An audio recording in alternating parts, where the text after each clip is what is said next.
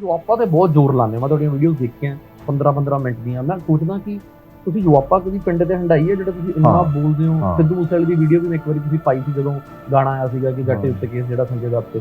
ਸਿਰਫ ਇੱਕ source report ਲੈਣੀ ਕਿਸੇ ਸਬ ਇੰਸਪੈਕਟਰ ਤੋਂ ਕਿ ਮੈਨੂੰ ਪਤਾ ਲੱਗਿਆ ਕਿ ਖਹਿਰਾ ਸਾਹਿਬ ਦੇਸ਼ ਨੂੰ ਤੋੜਨ ਦੀ ਜਾਂ ਫਲਾਣੇ ਨੂੰ ਹਮਲਾ ਕਰਨ ਦੀ ਸਾਜ਼ਿਸ਼ ਕਰ ਰਹੇ ਨੇ, ਇਸ ਲਈ ਇਹਨਾਂ ਨੂੰ ਫੜਨਾ ਜ਼ਰੂਰ ਹੈ। ਇਹ ਝੂਠੀ ਵੀ ਹੋ ਸਕਦੀ ਹੈ, ਇਹ ਹੁੰਦੀਆਂ ਹੀ ਝੂਠੀਆਂ। ਇਹ ਪ੍ਰੀਵੈਂਟਿਵ ਡਿਟੈਂਸ਼ਨ ਕਹਿੰਦੇ ਨੇ। ਮੇਰੇ ਡੈਡ 1980s ਵਿੱਚ ਨੈਸ਼ਨਲ ਸਿਕਿਉਰਿਟੀ ਐਕਟ ਵਿੱਚ ਡਿਟੇਨ ਕੀਤੇ ਜਾਂਦੇ। ਸੋ ਆਈ ਫੀਲ ਦ ਪੇਨ। ਹੁਣ ਜਿਹਨਾਂ ਤੇ ਲੱਗਦੀ ਇਹ, ਜਿੱਦਾਂ ਮੈਂ ਤੁਹਾਨੂੰ ਕਿਹਾ ਕਿ ਮੈਂ ਜੁਆਪਾ ਦੇ ਬੱਚੇ ਛਡਾਉਣ ਗਿਆ, ਉਹ ਏਡੇ ਗਰੀਬ ਸੀਗੇ, ਮਤਲਬ ਉਹਨਾਂ 'ਚ ਇਹ ਹਿੰਮਤ ਵੀ ਨਹੀਂ ਸੀ ਕਿ ਮੈਂ ਆਪਣਾ ਵਕੀਲ ਖੜਾ ਕਰ ਸਕਾਂ। ਤੁਸੀਂ ਮੈਨੂੰ ਦੱਸੋ ਪਿਛਲੇ ਦਿਨਾਂ ਜੋ ਪੰਜਾਬ 'ਚ ਵਾਪਰਿਆ, ਪੰਜਾਬ ਦੇ ਵਿੱਚ ਕਿਤੇ ਵੀ ਕੋਈ ਲਾਅ ਐਂਡ ਆਰਡਰ ਇਸ਼ੂ ਹੋਇਆ? ਕੋਈ ਬੰਦੇ ਮਰੇ ਹੋਣ, ਕੋਈ ਬਲਾਸਟ ਹੋਇਆ ਹੋਵੇ, ਕੋਈ ਟੈਰਰ ਐਕਟੀਵਿਟੀ ਹੋਈ ਹੋਵੇ? ਨਥਿੰਗ। 2017 ਦੇ ਇਲੈਕਸ਼ਨ ਤੋਂ ਪਹਿਲਾਂ ਇੱਕ ਬਲਾਸਟ ਹੋਇਆ ਜਿਸ RDX ਯੂਜ਼ ਹੋਈ ਸੀ। That is a terror act. ਉਹਦੇ 'ਚ 7 ਚੋਂ 5 ਬੱਚੇ ਸੀ ਮੇਰੇ। ਉਹਦੇ ਤੱਕ ਕਿਸੇ ਨੂੰ ਫੜਿਆ ਨਹੀਂ ਅੱਜ ਤੱਕ।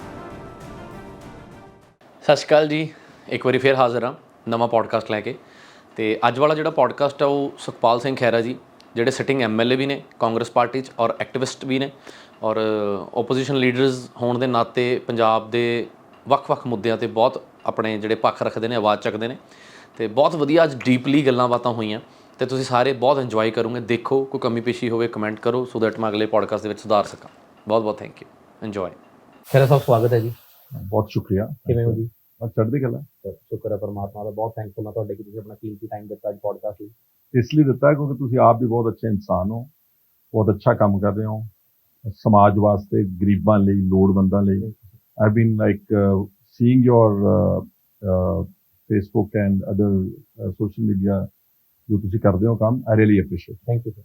ਅੱਜ ਜਿਹੜਾ ਪੋਡਕਾਸਟ ਹੈ ਜੀ, ਮਤਲਬ ਯੰਗਸਟਰਸ ਵੀ ਸੁਣਦੇ ਨੇ, ਹਰ ਏਜ ਗਰੁੱਪ ਸਾਡਾ ਪੋਡਕਾਸਟ ਨੂੰ ਬਹੁਤ ਪਿਆਰ ਦੇ ਰਿਹਾ। ਆਲਦੋ ਸਾਡੀ ਆਡੀਅנס ਹੈ ਜਿਹੜੀ ਇਸ ਪੋਡਕਾਸਟ ਦੀ ਬਹੁਤ ਘੱਟ ਹੁੰਦੀ ਹੈ, ਬਟ ਜਿਹੜੀ ਆਡੀਅנס ਹੈ ਉਹ ਕੁਝ ਸੁਣਨਾ ਚਾਹੁੰਦੀ, ਤੁਹਾਡੇ ਕੋਲ ਸਿੱਖਣਾ ਚਾਹੁੰਦੀ ਹੈ। ਔਰ ਬੀਇੰਗ ਕਹਿ ਲਓ ਕਿ ਅਗਰ ਪੋਡਕਾਸਟਰ, ਤਾਂ ਮੈਂ ਵੀ ਤੁਹਾਨੂੰ ਬਹੁਤ ਦੇਰ ਤੋਂ ਫੋਲੋ ਕਰ ਰਿਹਾ। ਠੀਕ ਹੈ ਜੀ। ਤੁਸੀਂ 2014 'ਚ ਪਾਰਟੀ ਜਦੋਂ ਚੇਂਜ ਕੀਤੀ, ਤੁਸੀਂ ਕਿਸੇ ਵੀ ਪਾਰਟੀ ਜਾਂਦੇ ਸੀ ਨਾ, ਮੈਂ ਉਹ ਨਹੀਂ ਦੇਖਦਾ ਸੀ, ਪਰ ਮੈਂ ਤੁਹਾਡਾ ਪੇਜ ਫੋਲੋ ਕਰਕੇ ਤੁਹਾਡੇ ਹਰ ਮੁੱਦੇ ਜਿਹੜੇ ਤੁਸੀਂ ਉਠਾਉਂਦੇ ਹੋ ਸਾਰੇ ਸੁਣਦਾ ਸੀ। ਠੀਕ ਹੈ ਜੀ। ਤਾਂ ਮੈਂ ਜਦੋਂ ਕੱਲ ਗੱਲ ਕਰ ਰਿਹਾ ਸੀ ਜੀਵਨ ਵੀਰੇ ਨਾਲ, ਤੇ ਮੈਂ ਪੁੱਛਿਆ, ਮੈਂ ਖਹਿਰਾ ਸਾਹਿਬ ਹੱਸਦੇ ਨਹੀਂ? ਕਹਿੰਦੇ ਔਨ ਕੈਮਰਾ ਨਹੀਂ ਹੱਸਦੇ। ਨਹੀਂ, ਮੈਂ ਬਹੁਤ ਹੱਸਦਾ ਹਾਂ। I really enjoy life. In fact ਅਗਰ ਮੈਂ ਪਿਛਲੇ ਮੈਨੂੰ 25 ਸਾਲ ਹੋ ਗਏ ਐਕਟਿਵ ਪੋਲਿਟਿਕਸ ਵਿੱਚ। ਉਸ ਤੋਂ ਪਹਿਲਾਂ ਮੇਰੇ ਪਿਤਾ ਜੀ ਸੀਗੇ Sardar Sukhjinder Singh, former education minister. ਮੈਂ ਆਪਣੀ 25 ਸਾਲਾਂ ਦੇ ਕਰੀਅਰ, ਹਾਲਾਂਕਿ ਮੇਰਾ ਸਾਰਾ ਜਿਹੜਾ ਕਰੀਅਰ ਹੈਗਾ ਇਟਸ ਫੁੱਲ ਆਫ ਸਟਰਗਲ, ਮਤਲਬ ਚੈਲੰਜਸ ਹੀ ਚੈਲੰਜਸ ਹੈ। ਕਈਆਂ ਦਾ ਹੁੰਦਾ ਪੋਲੀਟੀਕਲ ਕਰੀਅਰ ਕਿ ਉੱਤੋਂ ਪੈਰਾਟਰੂਪ ਕੀਤਾ, ਸਮੂਥ ਰਾਈਡ ਮਿਲ ਗਈ, ਆਉਂਦੇ ਹੀ ਮਿਨਿਸਟਰ ਬਣ ਗਏ, ਆਉਂਦੇ ਹੀ ਪੈਸੇ ਬਣ ਗਏ, ਉਹਦੇ ਹੀ ਸਭ ਕੁਝ ਹੋ ਗਿਆ। ਮੇਰਾ ਉਲਟਾ ਵਾ। ਪਰ ਮੈਂ ਜਿੰਨੀ ਸਟਰਗਲ ਕੀਤੀ ਆ, ਇਹਨੂੰ ਕਿਤੇ ਨਾ ਕਿਤੇ ਮੈਨੂੰ ਵਾਹਿਗੁਰੂ ਨੇ ਸਟਰੈਂਥ ਵੀ ਦਿੱਤੀ ਨਾਲ ਟੂ ਫਾਈਟ ਇਟ ਆਊਟ। ਔਰ ਇਹ ਸਾਰੀ ਸਟਰਗਲ ਦੇ ਦਰਮਿਆਨ ਮੈਂ ਇਹਦੇ ਨਾਲ ਆਪਣਾ ਬਹੁਤ ਕੀ ਕਹਿੰਦੇ ਹੁੰਦੇ ਕਿ I have also been enjoying life, I mean living life properly. And ਹਰ ਪੱਖ ਤੋਂ, ਪੜ੍ਹਨ ਲਿਖਣ ਤੋਂ ਲੈ ਕੇ, ਫਿਜ਼ੀਕਲ ਐਕਟੀਵਿਟੀ ਤੋਂ ਲੈ ਕੇ, ਟਰੈਵਲਿੰਗ ਤੋਂ ਲੈ ਕੇ, ਦੁਨੀਆ ਸਾਰੀ ਦੇਖਣ ਤੋਂ ਲੈ ਕੇ। So over a period of time, ਮਤਲਬ ਪੋਲਿਟਿਕਸ, ਸਟਰਗਲ ਤੇ ਲਰਨਿੰਗ, ਇਹ ਤਿੰਨੇ ਚੀਜ਼ਾਂ ਚੱਲਦੀਆਂ ਨੇ। ਕੱਪੜੇ ਬਹੁਤ ਸੋਹਣੇ ਪਾਉਂਦੇ ਸਰ ਤੁਸੀਂ। ਨਾਰਮਲੀ ਡਰੈਸਿੰਗ ਸੈਂਸ ਬਹੁਤ ਜ਼ਿਆਦਾ, ਤੁਹਾਡੇ ਸ਼ੂਜ਼ ਬਹੁਤ ਫੋਲੋ ਕਰਦਾ। ਨਹੀਂ, ਨਾਰਮਲੀ ਪੋਲਿਟਿਕਸ ਵਿੱਚ ਇੱਕ ਆ ਜਿਹੜੀ ਅਸੀਂ ਚਿੱਟਾ ਕੁੜਤਾ ਪਾਉਂਦੇ ਨੇ, ਇਹ ਬੜੀ ਪ੍ਰੈਕਟੀਕਲ ਡਰੈਸ ਹੈ ਜੀ। ਗਰਮੀਆਂ ਦੇ ਮੌਸਮ 'ਚ ਇਹ ਤੁਹਾਡਾ ਸਾਰਾ ਪਸੀਨਾ ਸੋਕ ਕਰਦੀ ਆ। ਅਸੀਂ ਬਹੁਤ ਵਾਰ ਸਾਨੂੰ ਭੁੰਜੇ ਬਹਿਣਾ ਪੈਂਦਾ। ਅੱਜ ਵੀ ਮੈਂ ਇੱਕ ਭੋਗ ਤੋਂ ਆਇਆ ਵਾਂ, ਆਪਣੇ ਭੈਣੀ ਸਾਹਿਬ ਗੁਰਦੀਪ ਸਿੰਘ ਭੈਣੀ ਐਕਸ MLA, ਉਹਨਾਂ ਦੀ ਵਾਈਫ ਦਾ ਭੋਗ ਸੀਗਾ ਇੱਥੇ ਦਾਖੇ ਹਲਕੇ 'ਚ। ਤੋਂ ਉੱਥੇ ਕਈ ਵਾਰੀ ਤੁਹਾਨੂੰ ਅੱਧਾ ਪੌਣਾ ਘੰਟਾ ਵੀ ਸਾਨੂੰ ਭੁੰਜੇ ਬਹਿਣਾ ਪੈਂਦਾ। ਸੋ ਅਗਰ ਤੁਸੀਂ ਬਹੁਤ ਟਾਈਟ ਪਾਉਂਦੇ ਹੋ ਟਰਾਊਜ਼ਰਸ ਵਗੈਰਾ, ਉਹ ਅਨਕੰਫਰਟੇਬਲ ਹੋ ਜਾਂਦਾ। ਬੈਲਟ ਬੁਲਟ ਲਾਉਣੀ ਬਹੁਤ ਔਖੀ। ਸੋ ਪੋਲੀਟੀਕਲ ਕੰਮ ਲਈ ਇਹ ਕਰਦਾ ਵਾਂ। ਬਾਕੀ ਜਦੋਂ ਕੋਈ ਸੋਸ਼ਲ ਇੰਗੇਜਮੈਂਟਸ ਆ, ਕੋਈ ਪਰਿਵਾਰ ਦੇ ਵਿੱਚ ਬੈਠਣਾ ਉੱਠਣਾ, I wear all kinds of clothes. Being a politician, ਭਾਜੀ ਮੈਂ ਐਜ਼ ਅ ਯੰਗਸਟਰ ਇਹ ਸਵਾਲ ਪੁੱਛਣਾ ਚਾਹੁੰਦਾ ਕਿ ਅਸਲ ਰਾਜਨੀਤੀ ਦੀ, ਪੋਲੀਟੀਸ਼ੀਅਨ ਦੀ ਅਸਲ ਡੈਫੀਨੇਸ਼ਨ ਕੀ ਹੈ, ਜਿਹੜੀ ਅਸਲ 'ਚ ਹੁੰਦੀ ਹੈ? ਦੇਖੋ, ਡੈਫੀਨੇਸ਼ਨ ਤਾਂ ਇਹਦੀ ਹੈਗੀ ਬਹੁਤ ਅੱਛੀ ਜੀ। ਅਗਰ ਤੁਸੀਂ ਵਿਕਸਿਤ ਮੁਲਕਾਂ 'ਚ ਦੇਖੋ, ਜਿਹੜੇ ਵੈਸਟਰਨ ਕੰਟਰੀਜ਼ ਹੈ, ਉੱਥੇ ਕਿੰਨੇ ਹਾਈ ਲੈਵਲ ਦੀ ਪੋਲਿਟਿਕਸ ਕਰਦੇ ਨੇ। ਮਤਲਬ ਹੁਣੇ ਪਿੱਛੇ ਜਿਹੜਾ ਆਪਣਾ ਪ੍ਰਾਈਮ ਮਿਨਿਸਟਰ ਬਣਿਆ ਰਿਸ਼ੀ ਸੁਨਾਕ ਜੀ, ਇੰਗਲੈਂਡ ਦਾ, ਉਹਨੇ ਆਪਣੀ ਕਾਰ ਦੀ ਪਿਛਲੀ ਸੀਟ ਤੇ ਬੈਠਾ ਸੀਗਾ ਤੇ ਉਹਨੇ ਸੀਟ ਬੈਲਟ ਨਹੀਂ ਸੀ ਲਾਈ ਤੇ ਪ੍ਰਾਈਮ ਮਿਨਿਸਟਰ ਦਾ ਚਲਾਨ ਕੀਤਾ ਇੱਕ ਕਾਂਸਟੇਬਲ ਨੇ ji. See that is the level of politics in western countries. ਕੋਈ ਕਿੱਡਾ ਤਾਕਤਵਰ ਹੋਵੇ, he can not just flout the rule. ਕੋਈ ਵੀ ਕਾਨੂੰਨ ਦੀ ਅਵੱਗਿਆ ਨਹੀਂ ਕਰ ਸਕਦਾ। ਸਾਡੇ ਜਿਹੜੇ ਦੇਸ਼ ਨੇ, ਜਿਹੜੇ ਖਾਸ ਤੌਰ ਤੇ ਸਾਊਥ ਈਸਟ ਏਸ਼ੀਅਨ ਕੰਟੀਨੈਂਟ ਦੇ ਉੱਤੇ ਦੇਸ਼ ਨੇ, ਪਾਕਿਸਤਾਨ, ਇੰਡੀਆ, ਬੰਗਲਾਦੇਸ਼, ਇਹ ਥੋੜੇ ਜਿਹੇ ਹਲੇ ਇਹ ਚਰਨਿੰਗ ਪ੍ਰੋਸੈਸ 'ਚ ਹੈ। ਇੱਥੇ ਰਾਜਨੀਤੀ ਦਾ ਜਿਹੜਾ ਹੈਗਾ ਦਾ ਮਤਲਬ ਇੱਕ ਅਲੱਗ ਬਣਾਤਾ ਪੋਲੀਟੀਸ਼ੀਅਨ ਨੇ, ਮਤਲਬ ਕਿ ਕੀ ਕਹਿੰਦੇ ਹੁੰਦੇ ਆ ਕਿ ਲੋਕਾਂ ਦੇ ਵਿੱਚ ਜਾ ਕੇ ਦਹਿਸ਼ਤ ਪਾਉਣੀ, ਗਨਮੈਨ ਨਾਲ ਰੱਖਣੇ, ਬੰਦੂਕਾਂ ਨਾਲ ਕੈਰੀ ਕਰਨੀਆਂ। ਸਵਾਲ ਰੱਖਣ ਇੱਥੇ ਕਾਨੂੰਨ ਤੋੜਨਾ, ਇੱਕ ਉਹਦੇ 'ਚ ਫਖਰ ਮਹਿਸੂਸ ਕਰਦੇ ਕਿ ਮੈਂ ਲਾਲ ਬੱਤੀ ਟੱਪ ਗਿਆ ਵਾਂ, ਮੈਂ ਸਪੀਡ ਲਿਮਿਟ ਤੋੜੀ ਆ, ਜਾਂ ਕੋਈ ਵੀ ਲਾਅ ਹੈਗਾ ਮੈਂ ਫਲਾਊਟ ਕੀਤਾ, ਤਾਂ ਹੀ ਟੇਕਸ ਪ੍ਰਾਈਡ। ਸੋ ਇਹਦੇ ਨਾਲ ਕੀ ਹੋਇਆ ਵਾ ਕਿ ਸਾਡਾ ਜਿਹੜਾ ਲੈਵਲ ਆਫ ਪੋਲਿਟਿਕਸ ਹੈ, ਐਥਿਕਸ, ਮੋਰੈਲਿਟੀ, ਜਿਹੜੇ ਮਿਆਰ ਆ, ਉਹ ਬਹੁਤ ਨੀਚੇ ਗਿਰ ਗਏ ਨੇ।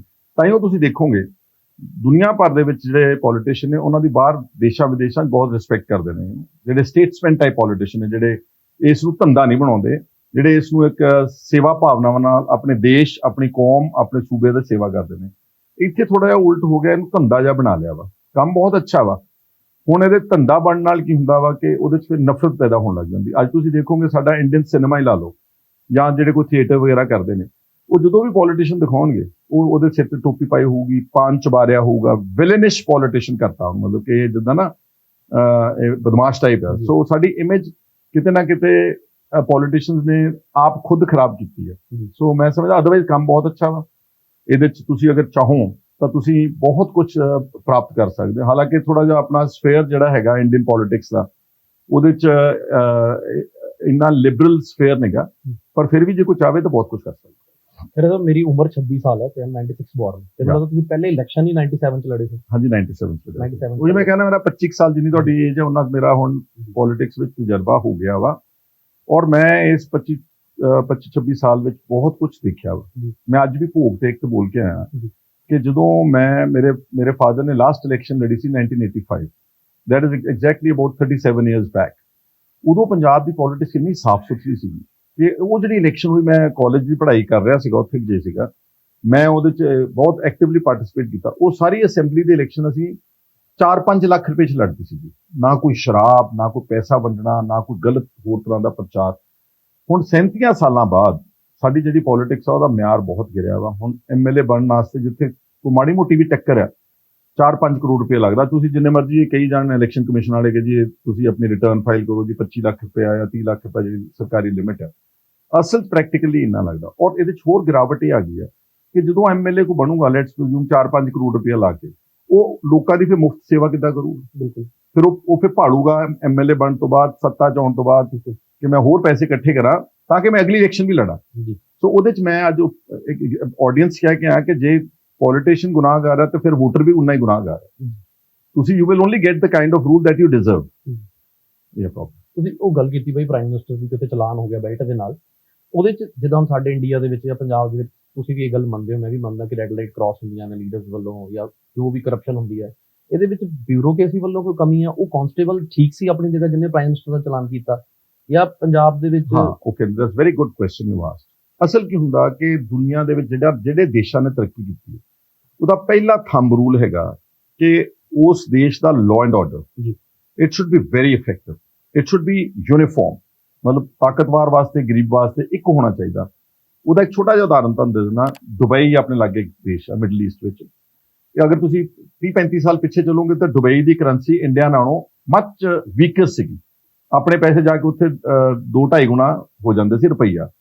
ਹੁਣ 35-40 ਸਾਲਾਂ ਦੇ ਵਿੱਚ ਉਹਨਾਂ ਨੇ ਐਸਾ ਟਰਨ ਅਰਾਊਂਡ ਕੀਤਾ। ਹਾਲਾਂਕਿ ਉੱਥੇ ਕੋਈ ਏਡੀ ਵੱਡੀ ਲੰਬੀ ਚੌੜੀ ਡੈਮੋਕ੍ਰੇਸੀ ਨਹੀਂ, ਉੱਥੇ ਇੱਕ ਸ਼ੇਖ ਦਾ ਰਾਜ ਹੈਗਾ, ਪਰ ਉਹ ਐਡਾ ਇਨਸਾਫ ਪਸੰਦ ਆ ਕਿ ਉਹਨੇ ਸਭ ਤੋਂ ਪਹਿਲਾਂ ਤਰਜੀਹ ਦਿੱਤੀ ਲਾਅ ਐਂਡ ਆਰਡਰ, ਕਿ ਮੈਂ ਕਿਸੇ ਨੂੰ ਨਹੀਂ ਬਖਸ਼ਣਾ, ਚਾਹੇ ਕੋਈ ਅਮੀਰ ਆ, ਚਾਹੇ ਕੋਈ ਗਰੀਬ ਹੈ, ਚਾਹੇ ਸ਼ੇਖ ਦੇ ਪਰਿਵਾਰ ਦਾ ਵਾ, ਕਾਨੂੰਨ ਸਭ ਤੇ ਲਾਗੂ ਇੱਕ ਹੋਵੇਗਾ ਕਿਸੇ ਵੀ ਕਾਨੂੰਨ 'ਚ। ਔਰ ਉਹ ਬਸ ਇੱਕ ਵੱਡਾ ਅਸੂਲ ਬਣਾ ਕੇ ਉਸਨੇ ਤਰੱਕੀ ਕਰਨੀ ਸ਼ੁਰੂ ਕੀਤੀ। ਉੱਥੇ ਦੁਨੀਆ ਭਰ ਦੇ ਇਨਵੈਸਟਰਸ ਆ ਗਏ, ਕੀ ਕਾਲੇ, ਕੀ ਗੋਰੇ, ਕੀ ਏਸ਼ੀਅਨਸ। ਉਹ ਇਸ ਲਈ ਆਏ ਕਿ ਲੋਕਾਂ ਨੇ ਕਿਹਾ ਕਿ ਅਸੀਂ ਦੁਬਈ ਜਾ ਰਹੇ ਹਾਂ, ਅਸੀਂ ਮਹਿਫੂਜ਼ ਹਾਂ, ਸਾਡੀਆਂ ਲੜਕੀਆਂ ਰਾਤ ਨੂੰ ਜਾਣਗੀਆਂ ਘਰਾਂ ਵਿੱਚ, ਅਸੀਂ ਨਹੀਂ ਵੀ ਘਰ ਹੈਗੇ, ਕਈ ਉੱਥੇ ਬਹੁਤ ਸਾਰੇ ਘਰਾਂ ਦੇ ਵਿੱਚ ਕਹਿੰਦੇ ਲੌਕਸ ਹੀ ਨਹੀਂ ਲਾਉਂਦੇ। There is a gold street in Dubai. It's called the gold souk or something, souk street, whatever it's called. ਉਹ ਰਾਤ ਨੂੰ ਆਪਣੀ ਜਿਹੜੀ ਜੁਐਲਰੀ ਉਸਨੂੰ ਡਿਸਪਲੇ ਕਰਕੇ ਲਾਈਟਾਂ ਔਨ ਕਰਕੇ ਜਾਂਦੇ ਨੇ।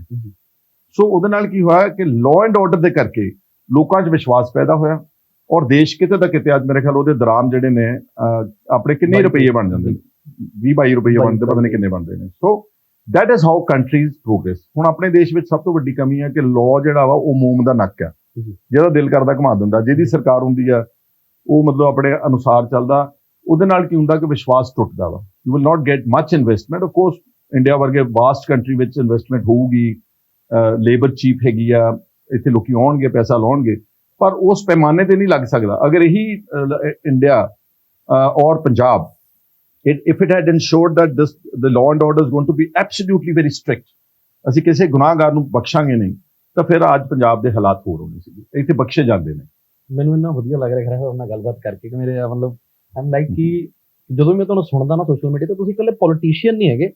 ਮੈਨੂੰ ਸਭ ਤੋਂ ਜ਼ਿਆਦਾ ਤੁਹਾਡੀ ਖੂਬੀ ਅੱਛੀ ਲੱਗਦੀ ਹੈ ਜਿਹੜੇ ਤੁਸੀਂ ਆਪੋਜੀਸ਼ਨ 'ਚ ਰਹਿ ਕੇ ਔਰ ਜਿਹੜੀ ਤਰਕ ਨਾਲ ਤੁਸੀਂ ਸਵਾਲ ਕਰਦੇ ਹੋ। ਕੁਛ ਤਾਂ ਪੋਲੀਟੀਸ਼ੀਅਨ ਹੁੰਦੇ ਨੇ ਨਾ ਕਿ ਬਸ 2-4 ਪੋਲੀਟੀਸ਼ੀਅਨ ਨੂੰ ਗਾਲਾਂ ਕੱਢ ਲਈਆਂ, ਹਸਾਤਾ ਲੋਕਾਂ ਨੂੰ, ਕਿਉਂਕਿ ਅੱਜ ਕੱਲ੍ਹ ਲੋਕ ਜਿੱਦਾਂ ਤੁਹਾਨੂੰ ਵੀ ਪਤਾ ਨਾ ਕਿ ਦੂਜੇ ਪੋਲੀਟੀਸ਼ੀਅਨ ਨੂੰ ਗਾਲਾਂ ਕੱਢ ਦੋ ਤੇ ਤੁਹਾਡੀ ਵੀਡੀਓ ਚੱਲ ਪਈ। ਪਰ ਤੁਸੀਂ ਬੜੇ ਤਰਕ ਨਾਲ, ਬੜੇ ਰੈਲੇਵੈਂਟ ਤਰੀਕੇ ਨਾਲ ਇੰਨੀ ਰਿਸਰਚ ਆਪ ਕਰਦੇ ਹੋ ਕਿ ਤੁਹਾਡੀ ਸਾਰੀ ਟੀਮ ਕਰਦੀ ਹੈ? ਜਦੋਂ ਇਹ ਹੁਣ ਮੈਨੂੰ ਐਕਸਪੀਰੀਅੰਸ ਹੋ ਗਿਆ ਜੀ। You know this like I told you ਸ਼ੁਰੂ ਤੋਂ ਲਰਨਿੰਗ ਪ੍ਰੋਸੈਸ ਹੈ। ਜੇ ਤੁਸੀਂ ਸਿੱਖਣਾ ਚਾਹੋ, ਪਹਿਲਾਂ ਤਾਂ ਮੈਂ ਜਦੋਂ ਛੋਟਾ ਸੀਗਾ ਉਦੋਂ ਵੀ ਮੈਂ ਆਪਣੇ ਫਾਦਰ ਨਾਲ, ਆਪਣੇ ਪਿਤਾ ਜੀ ਨਾਲ ਉੱਠਦਾ ਬੈਠਦਾ ਸੀਗਾ, ਉਹਨਾਂ ਨੂੰ ਦੇਖਦਾ ਸੀ, ਸੁਣਦਾ ਸੀ, ਉਹ ਬੋਲਦੇ ਕਿੱਦਾਂ ਨੇ, ਉਹ ਪਬਲਿਕ ਡੀਲਿੰਗ ਕਿੱਦਾਂ ਕਰਦੇ ਨੇ, ਉਹ ਆਫਿਸਰਸ ਨਾਲ ਕਿੱਦਾਂ ਗੱਲ ਕਰਦੇ ਨੇ। ਕੁਝ ਬੇਸਿਕ ਜੀ ਗੱਲ ਉੱਥੋਂ ਹੋ ਗਈ। ਫਿਰ ਅਸਲ ਜਦੋਂ ਤੁਸੀਂ ਲਰਨ ਉਦੋਂ ਕਰਦੇ ਜਦੋਂ ਤੁਹਾਨੂੰ ਉਹ ਕੀ ਕਹਿੰਦੇ ਰਾਹ ਪੈ ਜਾਣੀ ਹੈ ਤੇ ਵਾਹ ਪੈ ਜਾਣੀ ਹੈ। ਫਿਰ ਜਦੋਂ ਮੈਂ ਆਪ ਆਇਆ ਔਰ ਫਿਰ ਮੈਨੂੰ ਇਲੈਕਸ਼ਨਾਂ ਲੜਨੀਆਂ ਪਈਆਂ, ਔਖੀਆਂ, ਹਾਰੇ ਮੈਂ, ਮਤਲਬ ਲਗਾਤਾਰ ਪਹਿਲੀਆਂ 2 ਇਲੈਕਸ਼ਨਾਂ ਹਾਰ ਗਿਆ, ਮਨੋਬਲ ਬੜਾ ਗਿਰਦਾ ਵਾ। ਪਰ ਇੱਕ ਗੱਲ ਅੱਛੀ ਤਰ੍ਹਾਂ ਕਹਿਣਾ ਤੇ ਕਿ ਹਾਰਨ ਤੋਂ ਬਾਅਦ ਜਿਹੜੀ ਜਿੱਤ ਆ ਉਹਦਾ ਸਵਾਦ ਹੀ ਕੁਝ ਹੋਰ ਹੈ, because by then you have learned a lot of things and also I keep on researching. ਜਦੋਂ ਮੈਂ ਇੱਕ ਮੁੱਦਾ ਉਠਾਉਣਾ ਫਿਰ ਮੈਂ ਐਵੇਂ ਕੱਚੇ ਜਿਹੀ ਗੱਲ ਨਹੀਂ ਕਰਦਾ, ਬਿਕੋਜ਼ ਉਹਦਾ ਪੁਆਇੰਟ ਕੋਈ ਨਹੀਂ। I do my research. Now, research is not a very difficult thing. ਆਪਣੇ ਕੋਲ ਕਿੰਨੇ ਹੈਂਡ ਟੂਲਸ ਨੇ, ਕਿਤਾਬਾਂ ਨੇ, ਤੁਹਾਨੂੰ ਹੋਰ ਕਿਤੇ ਨਹੀਂ ਤਾਂ ਗੂਗਲ ਤੋਂ ਤੁਸੀਂ ਜਿਹੜੀ ਮਰਜ਼ੀ ਚੀਜ਼ ਪਿਕਅਪ ਕਰ ਸਕਦੇ ਹੋ। ਰੈਫਰੈਂਸਸ ਤੁਸੀਂ ਕਿਸੇ ਤੋਂ ਲੈ ਸਕਦੇ ਹੋ, ਆਪਣੇ ਵੱਡੇ ਵਡੇਰਿਆਂ ਤੋਂ, ਜਿਨ੍ਹਾਂ ਨੂੰ ਤੁਹਾਡੇ ਤੋਂ ਜ਼ਿਆਦਾ ਤਜਰਬਾ, ਤੁਸੀਂ ਉਹਨਾਂ ਤੋਂ ਪੁੱਛ ਸਕਦੇ ਹੋ। So that's how over a period of time ਮੈਂ ਸਿੱਖਦਾ। ਅੱਜ ਫਿਰ ਮੈਂ ਕਹਿੰਦਾ ਹੰਕਾਰ ਨਾ ਮੰਨਿਆ ਜਾਵੇ, ਮੇਰੀ ਕ੍ਰੈਡੀਬਿਲਿਟੀ ਇਹ ਬਣ ਗਈ ਲੋਕਾਂ ਦੇ ਵਿੱਚ ਕਿ ਇਹ ਜਦੋਂ ਵੀ ਗੱਲ ਕਵੇਗਾ ਇਹ ਤੱਥਾਂ ਤੇ ਆਧਾਰਿਤ ਕਹੇਗਾ। ਔਰ ਖਾਸ ਤੌਰ ਤੇ van I speak in the Vidhan Sabha, because ਉੱਥੇ ਇੱਕ ਲਫ਼ਜ਼ ਰਿਕਾਰਡਡ ਆ। ਅਗਰ ਆਪਾਂ ਕੋਈ ਗੱਲ ਗਲਤ ਕਵਾਂਗੇ ਤਾਂ ਉਹ ਇਤਿਹਾਸ ਵਿੱਚ ਦਰਜ ਹੋ ਜਾਣਾ ਕਿ ਫਲਾਣਾ ਆਦਮੀ ਫਲਾਣੀ ਗੱਲ ਝੂਠ ਕਹਿ ਕੇ ਗਿਆ ਸੀ। I try to be careful. ਤੇ ਖਹਿਰਾ ਸਾਹਿਬ, ਜਿਵੇਂ ਮੇਰੇ ਮਨ 'ਚ ਸਵਾਲ ਹੈ ਜਿਹੜਾ ਹੁਣ ਤੁਹਾਨੂੰ ਪੁੱਛਣ ਲੱਗਾ, ਬਹੁਤ ਜਨਤਾ ਦੇ, ਬਹੁਤ ਯੰਗਸਟਰਸ ਦੇ ਮਨ ਦੇ ਵਿੱਚ ਸਵਾਲ ਹੁੰਦਾ, ਅੱਜ ਕੋਈ IPS ਬਣਨਾ ਚਾਹੁੰਦਾ, ਉਹਨੂੰ ਬਹੁਤ ਪੜ੍ਹਾਈ ਕਰਨੀ ਪੈਂਦੀ ਹੈ, ਔਰ ਇੱਕ ਪੜ੍ਹਿਆ ਲਿਖਿਆ IPS ਜਦੋਂ ਜੌਬ ਕਰਦਾ ਹੈ, ਇੱਕ ਪੋਲੀਟੀਸ਼ੀਅਨ, ਤੁਹਾਨੂੰ ਲੱਗਦਾ ਕਿ ਪੋਲੀਟੀਸ਼ੀਅਨ ਦੀ ਵੀ ਪੜ੍ਹਾਈ ਦੀ ਇੱਕ ਪ੍ਰੋਟੋਕੋਲ ਹੋਣੀ ਚਾਹੀਦੀ ਹੈ ਕਿ ਇੰਨਾ ਪੜ੍ਹਿਆ ਲਿਖਿਆ ਜੇ ਬੰਦਾ ਹੋਏਗਾ ਤਾਂ ਹੀ ਉਹਨੂੰ ਜਿਹੜਾ ਇਲੈਕਸ਼ਨ ਲੜ ਸਕਦਾ ਹੈ? ਪਰ ਇਹਦੇ ਤਾਂ ਇਹ ਕਾਫੀ ਇੰਪੋਰਟੈਂਟ ਇਸ਼ੂ ਆ। 2 ਗੱਲਾਂ ਇਹਦੇ ਨਾਲ ਤੁਹਾਡੇ ਨਾਲ ਗੱਲ ਨਾਲ ਇੱਕ ਹੋਰ ਜੋੜ ਦੂੰਗਾ ਬਾਅਦ 'ਚ। ਪੜ੍ਹਾਈ ਹੋਣਾ, ਬੇਸਿਕ ਕੁਆਲੀਫਿਕੇਸ਼ਨ ਹੋਣੀ ਬਹੁਤ ਜ਼ਰੂਰੀ ਹੈ। ਮਤਲਬ ਜਦੋਂ ਇਹ ਤੁਹਾਡੇ ਨਾਲ ਮੈਂ ਤੁਹਾਨੂੰ ਸਮਝ ਕੇ, ਜਿਹੜੀ ਬਿਊਰੋਕ੍ਰੇਸੀ ਨੂੰ ਤੁਸੀਂ ਰਨ ਕਰਨਾ ਹੋ, ਫਰਜ਼ ਕਰੋ ਕੱਲ ਨੂੰ ਕੋਈ ਸੱਤਾ 'ਚ ਬੈਠਦਾ, he has to deal with very educated bureaucrats ਜਿਨ੍ਹਾਂ ਨੇ ਬੜੀ ਟ੍ਰੇਨਿੰਗ ਕੀਤੀ, IPS ਆ, ਚਾਹੇ IAS ਨੇ, ਚਾਹੇ PCS ਨੇ, ਉਹ ਸਾਰੇ ਟ੍ਰੇਨਡ ਆਫਿਸਰ ਨੇ। ਤੇ ਜੇ ਤੁਸੀਂ ਬਿਲਕੁਲ ਰੌ ਆ, ਤੁਹਾਨੂੰ ਕੁਝ ਕਿਸੇ ਗੱਲ ਦਾ ਇਲਮ ਹੀ ਨਹੀਂਗਾ, ਤੇ ਫਿਰ ਤੁਹਾਨੂੰ ਉਹ ਚਲਾਉਂਦੇ ਨੇ। ਬਹੁਤ ਪੋਲੀਟੀਸ਼ੀਅਨਸ ਨੂੰ, ਬਹੁਤ ਮਿਨਿਸਟਰਸ ਨੂੰ ਅਫਸਰਸ਼ਾਹੀ ਚਲਾਉਂਦੀ ਆ। ਸਿਰਫ ਉਹ ਪੋਲੀਟੀਸ਼ੀਅਨ ਅਫਸਰਾਂ ਨੂੰ ਚਲਾ ਸਕਦਾ ਜਿਹਦੇ ਕੋਲ ਨੌਲੇਜ ਹੈਗੀ। ਸੋ ਹੋਇਆ ਕੀ ਆ ਕਿ ਆਪਣੇ ਦੇਸ਼, ਕਿਉਂਕਿ ਬੜਾ ਗਰੀਬ ਸੀਗਾ, ਬੜੀ ਹਲੇ ਇਹ ਜਿਹੜੀ 75 ਸਾਲ ਦੀ ਜਮਹੂਰੀਅਤ ਹੈ, ਅਗਰ ਆਪਾਂ ਇਹਨੂੰ ਇਤਿਹਾਸ ਵਿੱਚ ਦੇਖਾਂਗੇ ਤਾਂ ਇਹਨੂੰ ਮਤਲਬ ਇਹ ਬੜੀ ਯੰਗ ਡੈਮੋਕ੍ਰੇਸੀ ਆ। ਤੋ ਇਹਦੇ 'ਚ ਇੱਕਦਮ ਆਪਾਂ ਕਹਿ ਦਈਏ ਕਿ ਦੀ politician must be very well educated. ਹੋ ਸਕਦਾ ਵਾ ਕਿ ਇੰਨੇ ਤੁਹਾਨੂੰ ਬੰਦੇ ਨਾ ਲੱਭ ਸਕਣ, ਬਟ ਫਿਰ ਵੀ ਆਈ ਐਗਰੀ ਕਿ ਕੁਝ ਬੇਸਿਕ ਬੇਅਰ ਮਿਨੀਮਮ ਕੁਆਲੀਫਿਕੇਸ਼ਨ ਜ਼ਰੂਰ ਚਾਹੀਦੀ ਹੈ। ਸਰਪੰਚ ਬਣਨ ਵਾਸਤੇ, MLA ਬਣਨ ਵਾਸਤੇ, MP ਬਣਨ ਵਾਸਤੇ, ਸੋ ਦੈਟ ਤੁਹਾਨੂੰ ਬੇਸਿਕ ਦੀ ਗੱਲ ਆਵੇ। ਹੈਵਿੰਗ ਸੈਡ ਦੈਟ, ਨਾਲ ਮੈਂ ਇਹ ਵੀ ਕਹਿਣਾ ਚਾਹੁੰਦਾ, ਕਈ ਵਾਰ ਅਨਪੜ੍ਹ ਬੰਦੇ ਬੜੇ ਸਿਆਣੇ ਹੁੰਦੇ ਨੇ, because you know most things in life deal around common sense. ਤੁਹਾਡੀ ਜਿਹੜੀ ਬੇਸਿਕ ਸੈਂਸ ਹੈਗੀ, ਤੁਹਾਨੂੰ ਰੱਬ ਨੇ ਇੰਨੀ ਬੁੱਧੀ ਦਿੱਤੀ ਹੋਈ ਆ ਕਿ ਤੁਸੀਂ ਗਲਤ ਨੂੰ ਗਲਤ ਤੇ ਠੀਕ ਨੂੰ ਠੀਕ ਪਹਿਚਾਨ ਸਕਦੇ ਹੋ। ਉਹ ਗੱਲ ਲੱਗੇ ਜੇ ਤੁਸੀਂ ਬੇਈਮਾਨ ਆ, ਕਿ ਤੁਸੀਂ ਬੇਈਮਾਨੀ ਜੇ ਤੁਹਾਡੇ ਮਨ 'ਚ, ਫਿਰ ਤੁਸੀਂ ਮਤਲਬ you can not just describe things appropriately. But I agree ਕਿ ਸਮ ਕੁਆਲੀਫਿਕੇਸ਼ਨ ਬੇਸਿਕ ਜ਼ਰੂਰ ਚਾਹੀਦੀ, ਕਿਉਂਕਿ ਮਜ਼ਾਕ ਬਣ ਜਾਂਦਾ। ਤੁਸੀਂ ਇੱਕ PN ਰੱਖ ਰਹੇ ਹੋ, ਉਹਨੂੰ ਕਹਿੰਦੇ ਤੂੰ 12ਵੀਂ ਪੜ੍ਹਿਆ ਹੋਣਾ ਚਾਹੀਦਾ, ਇੱਕ ਸਿਪਾਹੀ 12ਵੀਂ ਪੜ੍ਹਿਆ ਹੋਣਾ ਚਾਹੀਦਾ, ਤੇ MLA ਜਿਹੜਾ ਉਹ ਕੇਰੀ ਮਤਲਬ 8 ਪਾਸ ਵੀ ਨਹੀਂ ਹੁੰਦਾ। ਸੋ ਸਾਡਾ ਮਜ਼ਾਕ, ਔਰ ਮਜ਼ਾਕ ਬਣਿਆ ਵੀ ਬੜੀ ਵਾਰੀ, ਤੁਸੀਂ ਦੇਖ ਹੀ ਰਹੇ ਹੋ। It becomes a matter of joke. Second ਗੱਲ ਤੁਸੀਂ ਜਿਹੜੀ ਇਹਦੇ ਕਹੀ ਸੀ, ਅੱਜ ਇੰਡੀਆ 140 ਕਰੋੜ ਦੀ ਆਬਾਦੀ ਵਾਲਾ ਦੇਸ਼ ਹੋ ਗਿਆ। ਅਗਰ ਤੁਸੀਂ ਦੁਨੀਆ ਦਾ ਰਕਬਾ ਦੇਖੋਗੇ, I think we are 17% population of the world.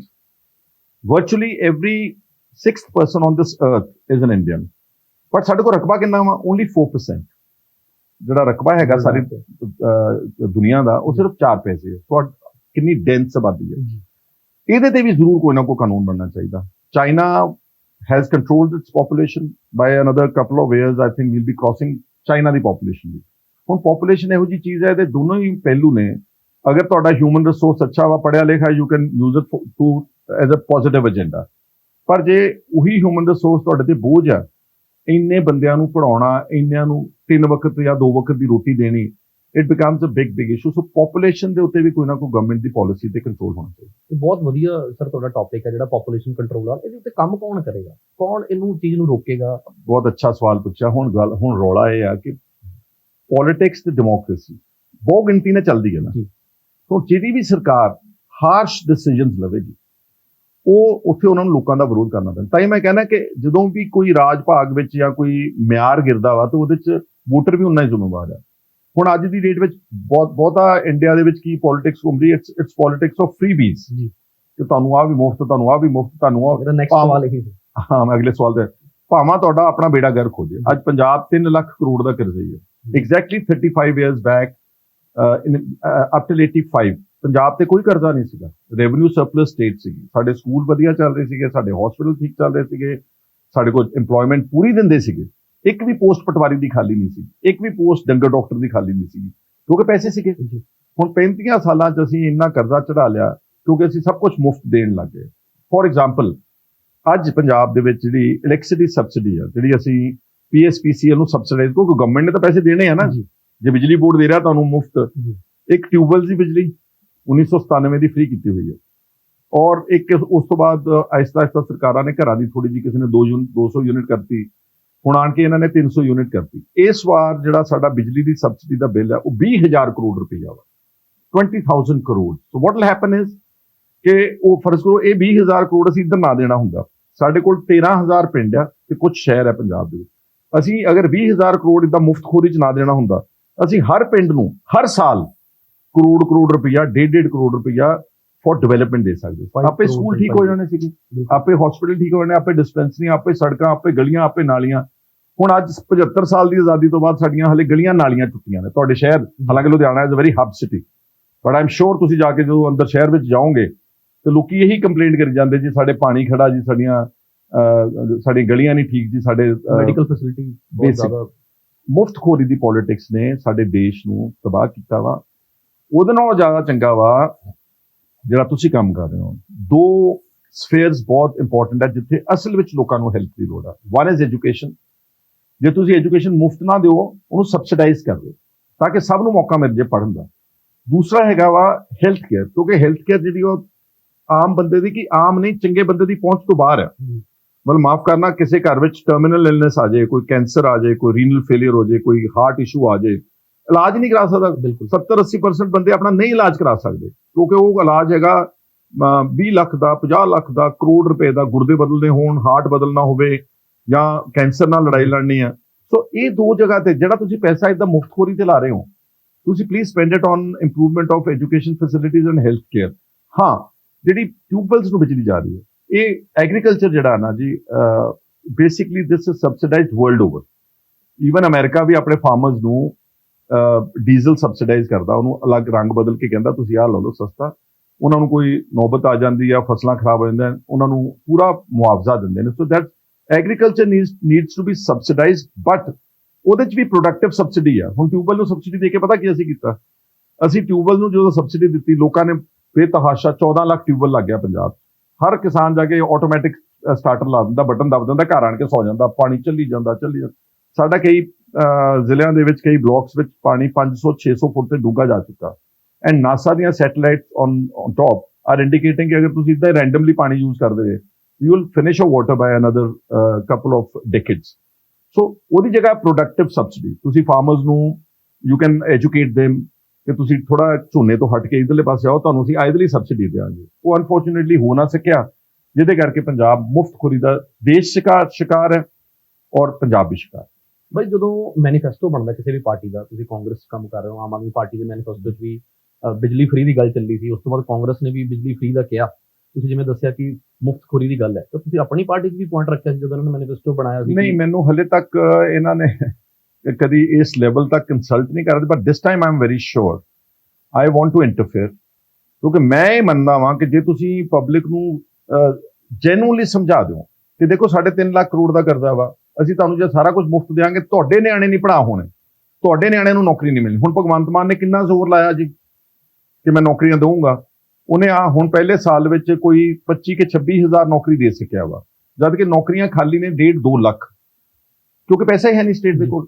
ਸੋ ਅਗਰ ਤੁਸੀਂ ਆਪਣੇ ਵੋਟਰ ਨੂੰ ਸਮਝਾ ਦਿਓ ਕਿ ਸਾਡੀ ਆ ਮਜਬੂਰੀ ਆ, ਸਾਡੇ ਹੱਥ ਵੱਜੇ ਹੋਏ ਨੇ, ਅਸੀਂ ਮੁਫਤ ਨਹੀਂ ਦੇ ਸਕਦੇ, ਤੁਹਾਨੂੰ ਅਸੀਂ ਕੁਆਲਿਟੀ ਚੀਜ਼ਾਂ ਦੇਵਾਂਗੇ, ਤੁਹਾਨੂੰ ਤੁਹਾਡੀ ਪੜ੍ਹਾਈ, ਤੁਹਾਡੇ ਹੈਲਥ ਕੇਅਰ ਵਿੱਚ ਮੈਨੂੰ ਪੂਰਨ ਆਸ ਆ ਕਿ ਲੋਕੀ ਮੁਫਤ ਚਾਹੁੰਦੇ ਹੀ ਨਹੀਂਗੇ, ਤੇ ਸਾਡੀ ਦੌੜ ਲੱਗੀ ਹੋਈ ਪਾਰਟੀਆਂ ਦੀ, ਇੱਕ ਪਾਰਟੀ 100 ਯੂਨਿਟ ਕਰਦੀ, ਦੂਜੀ 200 ਯੂਨਿਟ ਕਰਦੀ, ਦੂਜੀ 300 ਯੂਨਿਟ ਕਰ ਦਿੰਦੀ ਆ। It doesn't serve any purpose, because ਇਹ ਸਾਰੀਆਂ ਗੱਲਾਂ ਨਾਨ ਪ੍ਰੋਡਕਟਿਵ ਸਬਸਿਡੀਜ਼ ਆ। ਹਾਂ, ਸੋਸ਼ਲ ਵੈਲਫੇਅਰ ਸਕੀਮਸ ਚਾਹੀਦੀਆਂ ਨੇ, ਬੁਢਾਪਾ ਪੈਨਸ਼ਨ ਚਾਹੀਦੀ ਹੈ, ਵਿਧਵਾ ਨੂੰ ਹੈਲਪ ਚਾਹੀਦੀ ਆ, ਹੈਂਡੀਕੈਪ ਨੂੰ ਹੈਲਪ ਚਾਹੀਦੀ ਆ, ਨਾਟ ਬਿਯੋਂਡ ਦੈਟ। ਹਾਂ, ਕਿਸਾਨਾਂ ਨੂੰ ਚਾਹੀਦੀ, ਖੇਤ ਮਜ਼ਦੂਰ ਗਰੀਬ, ਉਹਨਾਂ ਨੂੰ ਵੀ ਕਿਸੇ ਤਰੀਕੇ ਨਾਲ ਇਦਾਂ ਹੋਵੇ ਕਿ ਉਹ ਸਬਸਿਡੀ ਦਾ ਅਰਥ ਆਵੇ ਉਹਨਾਂ ਨੂੰ। ਮੈਂ ਇਸ ਓਪੀਨੀਅਨ ਦਾ ਵਾਂ, ਔਰ ਕਿਤੇ ਵਾਹਿਗੁਰੂ ਨੇ ਮੌਕਾ ਦਿੱਤਾ, I will explain to the people that don't waste the resources of the state for personal gains. ਮੈਂ ਇਸ ਗੱਲ ਨਾਲ ਤਾਂ ਬਾਈ ਤੁਹਾਡੀ ਵੀ ਬਹੁਤ ਐਗਰੀ ਹਾਂ ਕਿ ਫ੍ਰੀ ਮੁਫਤਖੋਰੀ ਵਾਲੀ ਗੱਲ ਬੰਦ ਹੋਣੀ ਚਾਹੀਦੀ, ਪਰ ਤੁਹਾਨੂੰ ਲੱਗਦਾ ਹੈ ਕਿ ਬਾਈ ਇਲੈਕਸ਼ਨ ਜਦੋਂ ਨੇੜੇ ਆਉਂਦੀਆਂ ਨੇ, ਜਿਵੇਂ ਤੁਸੀਂ ਦੱਸਿਆ ਕਿ 5-5 6-6 ਕਰੋੜ ਰੁਪਏ ਦੇ ਇਲੈਕਸ਼ਨ ਇੱਕ ਐਮਐਲਏ ਕੱਢਦਾ ਹੈ ਤੇ 25 ਲੱਖ ਸ਼ੋਅ ਕਰਦਾ ਸਿਰਫ ਇਲੈਕਸ਼ਨ ਕਮਿਸ਼ਨ ਦੇ ਵਿੱਚ, ਕਿ ਆਉਣ ਵਾਲੇ ਟਾਈਮ ਦੇ ਵਿੱਚ ਜਦੋਂ ਇਲੈਕਸ਼ਨ ਨੇੜੇ ਆਉਂਦੇ ਨੇ ਤਾਂ ਲੋਕਾਂ ਨੂੰ ਲੱਗਦਾ ਕਿ ਯਾਰ 5 ਸਾਲ ਤਾਂ ਲੀਡਰ ਨਜ਼ਰ ਆਇਆ ਨਹੀਂ, ਔਰ ਜੇ ਅੱਜ ਵੀ ਉਹ ਸ਼ਰਾਬ ਦੀ ਬੋਤਲ ਜਾਂ ਰਾਸ਼ਨ ਜਾਂ ਪੈਸੇ ਛੱਡ ਦਈਏ ਤਾਂ 5 ਸਾਲ ਬਾਅਦ ਇਹਨੇ ਫਿਰ ਨਹੀਂ ਨਜ਼ਰ ਇਹ ਆਮ ਤਰਕ ਹੈਗੀ ਆ, ਕਿਉਂਕਿ ਮੈਂ ਸਮਝਦਾ ਕਿ ਵੋਟਰ ਆਪਣੇ ਥਾਂ ਸੱਚਾ ਵਾ ਤੇ ਸਾਨੂੰ ਐਮਐਲਏ ਦੱਸਿਆ ਨਹੀਂ, ਸਾਡੇ ਅਨੁਸਾਰ ਉਹਨੇ ਕੰਮ ਨਹੀਂ ਕੀਤਾ, ਉਹਨੇ ਸਾਨੂੰ ਸਾਡੇ ਦੁੱਖ ਸੁੱਖ 'ਚ ਨਹੀਂ ਆਇਆ, ਤੇ ਹੁਣ ਜੋ ਮਿਲਦਾ ਹੈਗਾ ਉਹ ਜਾਂਦੇ ਚੋਰ ਦੀ ਚੱਡੀ ਲੈ ਲਈਏ ਸੀ। But that doesn't serve long term purpose. Long term purpose ਉਦੋਂ ਹੀ ਸਰਵ ਹੋਵੇਗਾ ਜਿੱਦਣ ਵੋਟਰ ਵੀ ਉਨੀ ਜ਼ਿੰਮੇਵਾਰੀ ਸਮਝੇਗਾ ਜਿੰਨੀ ਉਹ ਦੂਜੇ ਤੋਂ ਐਕਸਪੈਕਟ ਕਰਾ। ਹੁਣ ਵੋਟਰ ਇਹ ਚਾਹੁੰਦਾ ਵਾ ਕਿ ਸਾਡਾ ਐਮਐਲਏ ਬਿਲਕੁਲ ਇਮਾਨਦਾਰ ਹੋਵੇ, ਸਾਡੇ ਹਰ ਥਾਂ ਦੇ ਉੱਤੇ ਆਵੇ, ਪਹੁੰਚੇ, ਮਦਦ ਕਰੇ, ਤੇ ਬਿਲਕੁਲ ਪੈਸੇ ਨਾ ਖਾਂਦਾ ਹੋਵੇ। ਤੇ ਪਰ ਜਦ ਵੋਟਰ ਆਪ ਇਲੈਕਸ਼ਨ ਵਿੱਚ ਮੰਗ ਰਿਹਾ ਵਾ ਤਾਂ ਉੱਥੋਂ ਗੱਲ ਸਟਾਰਟ ਹੋ ਜਾਂਦੀ, ਉਹ ਵਿਸ਼ੀਅਸ ਸਰਕਲ ਕਹਿੰਦੇ ਨੇ ਇਹਨੂੰ। It starts at the time of the votes only, ਪਰ ਅਗੇਨ ਲਾਈਕ ਆਈ ਸੈਡ ਕਿ ਚਰਨਿੰਗ ਪ੍ਰੋਸੈਸ ਆ, ਹਲੇ we are raw democracy, it will take some more time before people start learning and get to good things. And ਇਹਦੇ ਲਈ ਪਾਰਟੀਆਂ ਵੀ ਜ਼ਿੰਮੇਵਾਰ ਹੈ। ਹੁਣ ਦੇਖੋ ਸਾਡੇ ਕੋਲ ਕਿੰਨੇ ਬੰਦੇ ਸੀ ਲੜਨੇ, 117। ਕੀ ਪਾਰਟੀ ਕੋ 117 ਬੰਦੇ ਚੰਗੇ ਨਹੀਂ ਜੀ? ਮਤਲਬ ਪੜ੍ਹੇ ਲਿਖੇ, ਓਨੈਸਟ, ਜਿਹੜੇ ਆਪਣੀ ਜ਼ਿੰਦਗੀ 'ਚ ਇਮਾਨਦਾਰੀ ਨਾਲ ਕੰਮ ਕਰ ਸਕਣ। ਹੁਣ ਪਾਰਟੀਆਂ ਕੀ ਕਰਨ ਲੱਗ ਗਈਆਂ, ਮੈਂ ਉੱਥੇ ਫਿਰ ਇਹ ਗੱਲ ਅੱਜ ਵੀ ਬੋਲ ਕੇ ਆਇਆ ਤੇ ਹਰ ਵਾਰੀ ਬੋਲਦਾ, ਪਾਰਟੀਆਂ ਨੇ ਇੱਕ ਪੈਮਾਨਾ ਬਣਾ ਲਿਆ। ਤੁਸੀਂ ਐਂ ਕਰੋ, ਤੁਸੀਂ ਕਿਸੇ ਪੋਲੀਟੀਕਲ ਪਾਰਟੀ ਦੇ ਪ੍ਰੈਜ਼ੀਡੈਂਟ ਨੂੰ ਤੁਸੀਂ ਪੁੱਛੋ ਇੰਟਰਵਿਊ 'ਚ, ਲੈਟਸ ਸੇ ਕੋਈ ਇਲੈਕਸ਼ਨ ਆ ਰਹੀ ਆ ਕੋਈ, ਕਿ ਤੁਸੀਂ ਆਪਣੀ ਇਲੈਕਸ਼ਨਾਂ 'ਚ ਕਿੱਦਾਂ ਦੇ ਉਮੀਦਵਾਰ ਖੜੇ ਕਰੋਗੇ ਜੀ? ਉਹ ਕਹਿਣਗੇ ਅਸੀਂ ਨਾ ਜੇਤੂ ਉਮੀਦਵਾਰ ਖੜੇ ਕਰਾਂਗੇ। ਸੋ ਜੇਤੂ ਦੀ ਪਰਿਭਾਸ਼ਾ ਕੀ ਹੈ? ਜੇਤੂ ਓਨਲੀ ਮੀਨਸ ਮਨੀਡ ਪੀਪਲ, ਜਿਹੜੇ ਬਾਹੂਬਲੀ ਨੇ। ਕਿਸੇ ਨੇ ਕਿਸੇ ਪਾਰਟੀ ਨੇ ਕਿਹਾ ਕਿ ਸਾਡਾ ਕ੍ਰਾਈਟੇਰੀਆ ਜਿਹੜਾ ਵਾ, ਅਸੀਂ ਪੜ੍ਹਿਆ ਲਿਖਿਆ ਬੰਦਿਆਂ ਨੂੰ ਟਿਕਟ ਦੇਵਾਂਗੇ, ਅਸੀਂ ਜਿਹੜਾ ਆਦਮੀ ਇਮਾਨਦਾਰ ਹੈ ਉਸ ਨੂੰ ਟਿਕਟ ਦੇਵਾਂਗੇ, ਜਿਹੜਾ ਅੱਛਾ ਬੁਲਾਰਾ ਵਾ ਉਹਨੂੰ ਟਿਕਟ ਦੇਵਾਂਗੇ, ਜਿਹਨੇ ਪਾਰਟੀ ਲਈ ਦਰੀਆਂ ਚੱਕੀਆਂ ਉਹਨੂੰ ਟਿਕਟ ਦੇਵਾਂਗੇ। ਕਦੀ ਕਿਸੇ ਪਾਰਟੀ ਨੇ ਟਿਕਟ ਦਿੱਤੀ ਹੈ? ਸੋ ਉਹ ਸਾਰਾ ਜਿਹੜਾ ਪ੍ਰੋਸੈਸ ਆ ਉਹ ਪਾਰਟੀਆਂ ਨੇ ਵੀ ਖਰਾਬ, ਗੰਦਲਾ ਕਰ ਦਿੱਤਾ ਜਸਟ ਟੂ ਗੇਨ ਮੈਜੋਰਿਟੀ। ਹੁਣ ਭਗਵੰਤ ਮਾਨ ਦੀ ਪੋਲਿਟਿਕਸ ਦੀ ਆਪਾਂ ਗੱਲ ਕਰੀਏ, ਮੇਰਾ ਮੰਨਣਾ ਕਿ ਜੇ ਆਮ ਆਦਮੀ ਪਾਰਟੀ ਇਸ ਵਾਰ 1000 ਰੁਪਏ ਗਰੰਟੀ ਦੀ ਗੱਲ ਨਾ ਕਰਦੀ, ਬਿਜਲੀ ਮੁਫਤ ਦੀ ਨਾ ਗੱਲ ਕਰਦੀ, ਤਾਂ ਵੀ ਜਿੱਤ ਜਾਣਾ ਸੀ ਉਹਨਾਂ ਨੇ। ਉਹਨਾਂ ਨੂੰ ਸੈਲਫ ਕੌਨਫੀਡੈਂਸ ਹੀ ਨਹੀਂ ਸੀ ਆਪਣੇ ਆਪ ਤੇ। ਉਹਨਾਂ ਨੇ ਕਿਹਾ ਯਾਰ ਆਹ ਵੀ ਦੇ ਦਿਓ, ਆਹ ਵੀ ਦੇ ਦਿਓ, ਆਹ ਵੀ ਦੇ ਦਿਓ, ਸਾਰੀਆਂ ਗਰੰਟੀਆਂ ਦੇ ਦਿਓ, ਹੁਣ ਫਸੇ ਹੋਏ ਨੇ। ਦੇ ਕੈਨ ਨਾਟ ਪੇ। ਆਈ ਮੀਨ ਜੇ 1000 ਰੁਪਏ ਔਰਤਾਂ ਨੂੰ ਦੇਣਾ, ਜੇ ਜੈਨੂਅਨਲੀ ਦੇਣਾ, ਸਾਨੂੰ 10,000 ਕਰੋੜ ਰੁਪਏ ਚਾਹੀਦਾ ਵਾ, ਤੇ ਪੈਸਾ ਤਾਂ ਸਰਕਾਰ ਕੋਲ ਜ਼ਹਿਰ ਖਾਣ ਵਾਸਤੇ ਨਹੀਂਗਾ। ਅਸੀਂ ਮੰਗ ਕੇ ਤੇ ਕੇਂਦਰ ਕੋਲ ਲਿਆ ਕੇ ਪੈਸੇ ਦੇ ਰਹੇ। ਜਿਹੜੀ ਕੇਂਦਰ ਦੀਆਂ ਸਕੀਮਸ ਆ ਉਹਦੇ ਜਿਹੜਾ ਬਣਦਾ ਸਾਡਾ ਸ਼ੇਅਰ ਅਸੀਂ ਦੇ ਨਹੀਂ ਪਾ ਰਹੇ। So this is the situation. I am very sure ਕਿ ਜੇ ਕੋਈ ਆਦਮੀ ਇਹ ਮੰਨ ਕੇ ਚੱਲੇ ਕਿ ਮੈਂ ਇਲੈਕਸ਼ਨ ਲੜੂੰਗਾ, ਸੱਤਾ ਵੀ ਆਊਂਗਾ, ਪਰ ਮੈਂ ਦੁਬਾਰਾ ਸੱਤਾ ਦਾ ਲਾਲਚ ਨਹੀਂ ਕਰਕੇ ਮੈਂ ਠੀਕ ਗੱਲਾਂ ਕਰੂੰਗਾ, ਲੋਕੀ ਉਹਨੂੰ ਘਰੋਂ ਕੱਢ ਕੇ ਲਿਆ ਕੇ ਦੁਬਾਰਾ ਬਣਾਉਣ। ਬਿਲਕੁਲ ਬਈ, ਪੰਜਾਬ 'ਚ ਨਾ ਬਹੁਤ ਐਨਜੀਓਜ਼ ਨੇ, ਜਿਵੇਂ ਅਸੀਂ ਵੀ ਇੱਕ ਐਨਜੀਓ ਚਲਾਉਂਦੇ ਹਾਂ ਮੈਡੀਕਲ ਫੀਲਡ 'ਚ, ਪਿਛਲੇ 8 ਸਾਲਾਂ ਤੋਂ ਕੰਮ ਕਰ ਰਹੇ ਹਾਂ।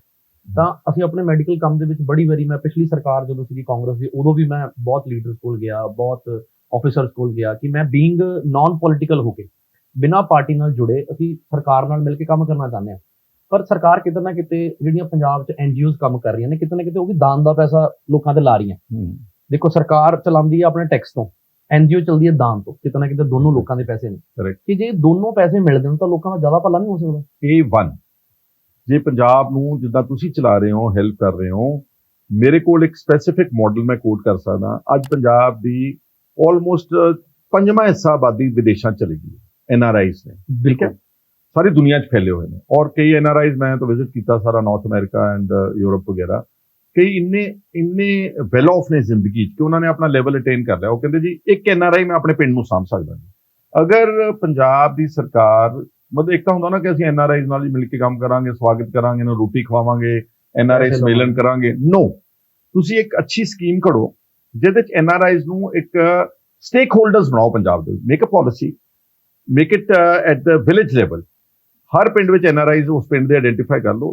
ਤੁਹਾਨੂੰ ਮੈਂ ਹੁਣ ਦੁਆਬੇ ਵਿੱਚ ਤੁਹਾਨੂੰ ਸਾਡੇ ਪਿੰਡਾਂ 300 NRI ਮਿਲ ਜਾਂਦਾ। ਚਲੋ ਛੱਡੋ, ਤੁਸੀਂ ਜੇ 10 ਬੰਦੇ ਵੀ ਕੰਮ ਕਰਨ ਵਾਲੇ ਮਿਲ ਜਾਣ, ਤੁਸੀਂ ਕਹੋ ਵੀ ਇਦਾਂ ਕਿ ਤੁਸੀਂ ਆਪਣੇ ਪਿੰਡ ਨੂੰ ਸਾਂਭੋ, ਸਕੂਲ ਨੂੰ ਸਾਂਭੋ, ਡਿਸਪੈਂਸਰੀ ਸਾਂਭੋ, ਕੋਈ ਸਾਡੇ ਕੋਲ ਪੈਸੇ ਨਹੀਂ ਗੇ, ਲੇਕਿਨ ਉਹਦੇ ਵਾਸਤੇ ਉਹਨਾਂ ਨੂੰ ਜੈਨੂਇਨ ਕੰਟਰੋਲ ਦੇਣ ਕਿ ਤੁਸੀਂ ਪੈਸਾ ਖਰਚਣਾ ਵਾ, ਤੁਸੀਂ ਹੀ ਸੀਵਰੇਜ ਪਾਉਣਾ ਵਾ, ਤੁਸੀਂ ਹੀ ਸਾਰੀ ਪਰਚੇਜ਼ ਕਰਨੀ ਹੈ। ਕਿਉਂਕਿ ਪੈਸਾ ਆਪਾਂ NRIs ਲੈ ਲਿਆ, ਪੈਸਾ ਆਪਾਂ NGOs ਦਾ ਲੈ ਲਿਆ, ਪਰਚੇਜ਼ ਦੇ ਦਿੱਤੀ ਸਰਕਾਰੀ ਏਜੰਸੀਆਂ ਨੂੰ, ਉਹੀ ਪੁਰਾਣੇ ਕਰਪਟ ਸਿਸਟਮ ਨੂੰ, ਤੇ ਉਹ ਤਾਂ ਸਾਰਾ ਘਟੀਆ ਮਾਲ ਲਾਉਣਗੇ।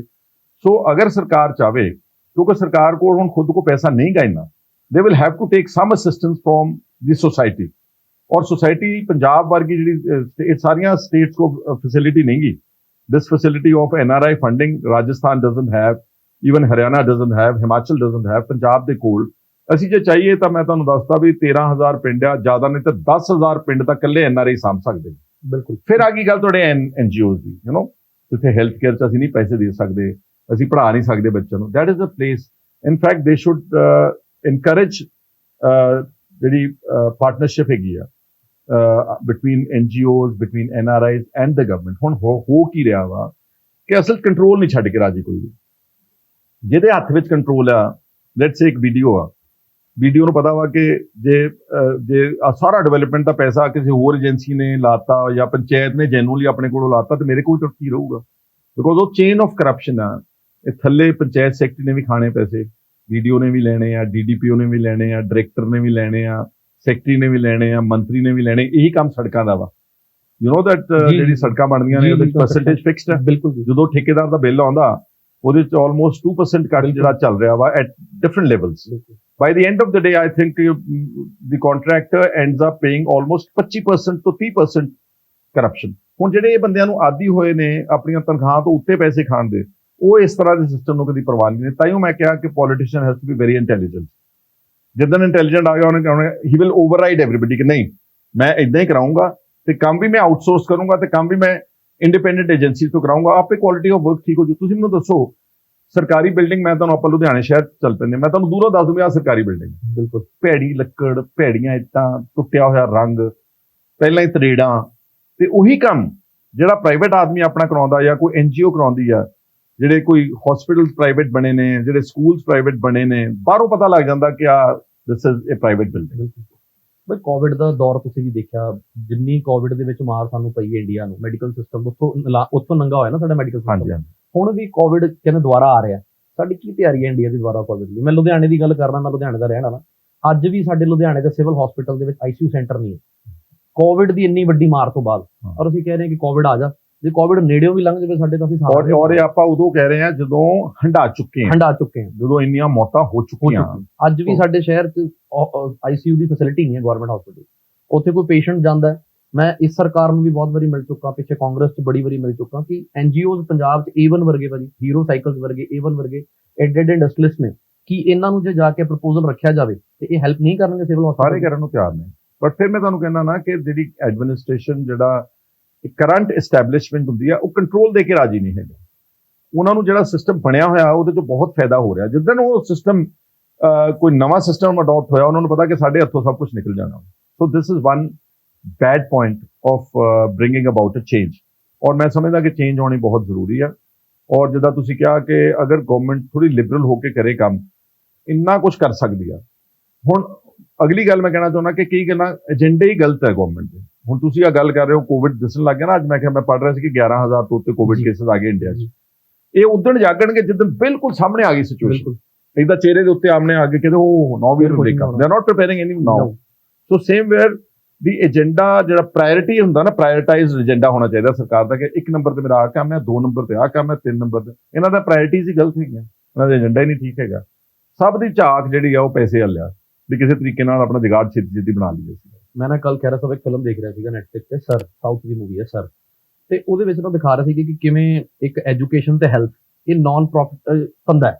ਇਹਦੇ ਤੋਂ ਕਹਿੰਦੇ ਹੁੰਦੇ ਸੀਗੇ ਕਿ ਪੁਰਾਣੇ ਜ਼ਮਾਨੇ 'ਚ ਇਹ ਦੋਨੋਂ ਕੰਮਾਂ 'ਚ ਨਾ ਕਦੀ ਕਮਾਈ ਨਹੀਂ ਕਰਨੀ ਚਾਹੀਦੀ, ਜਾਂ ਜਾਇਜ਼ ਕਮਾਈ ਕਰਨੀ ਚਾਹੀਦੀ। ਅੱਜ ਮੈਡੀਕਲ ਤੇ ਐਜੂਕੇਸ਼ਨ ਇਹੀ ਦੋਨੋਂ ਮੁੱਦੇ ਨੇ ਜਿੱਥੇ ਸਭ ਤੋਂ ਜ਼ਿਆਦਾ ਕਮਾਈ ਹੈ, ਔਰ ਜਿਹੜੀ ਬੇਸਿਕ ਫੈਸਿਲਿਟੀ ਇੱਕ ਬੱਚੇ ਨੂੰ ਟ੍ਰੀਟਮੈਂਟ ਤੇ ਇੱਕ ਐਜੂਕੇਸ਼ਨ ਇਹ ਮਿਲਣੀ ਚਾਹੀਦੀ ਹੈ।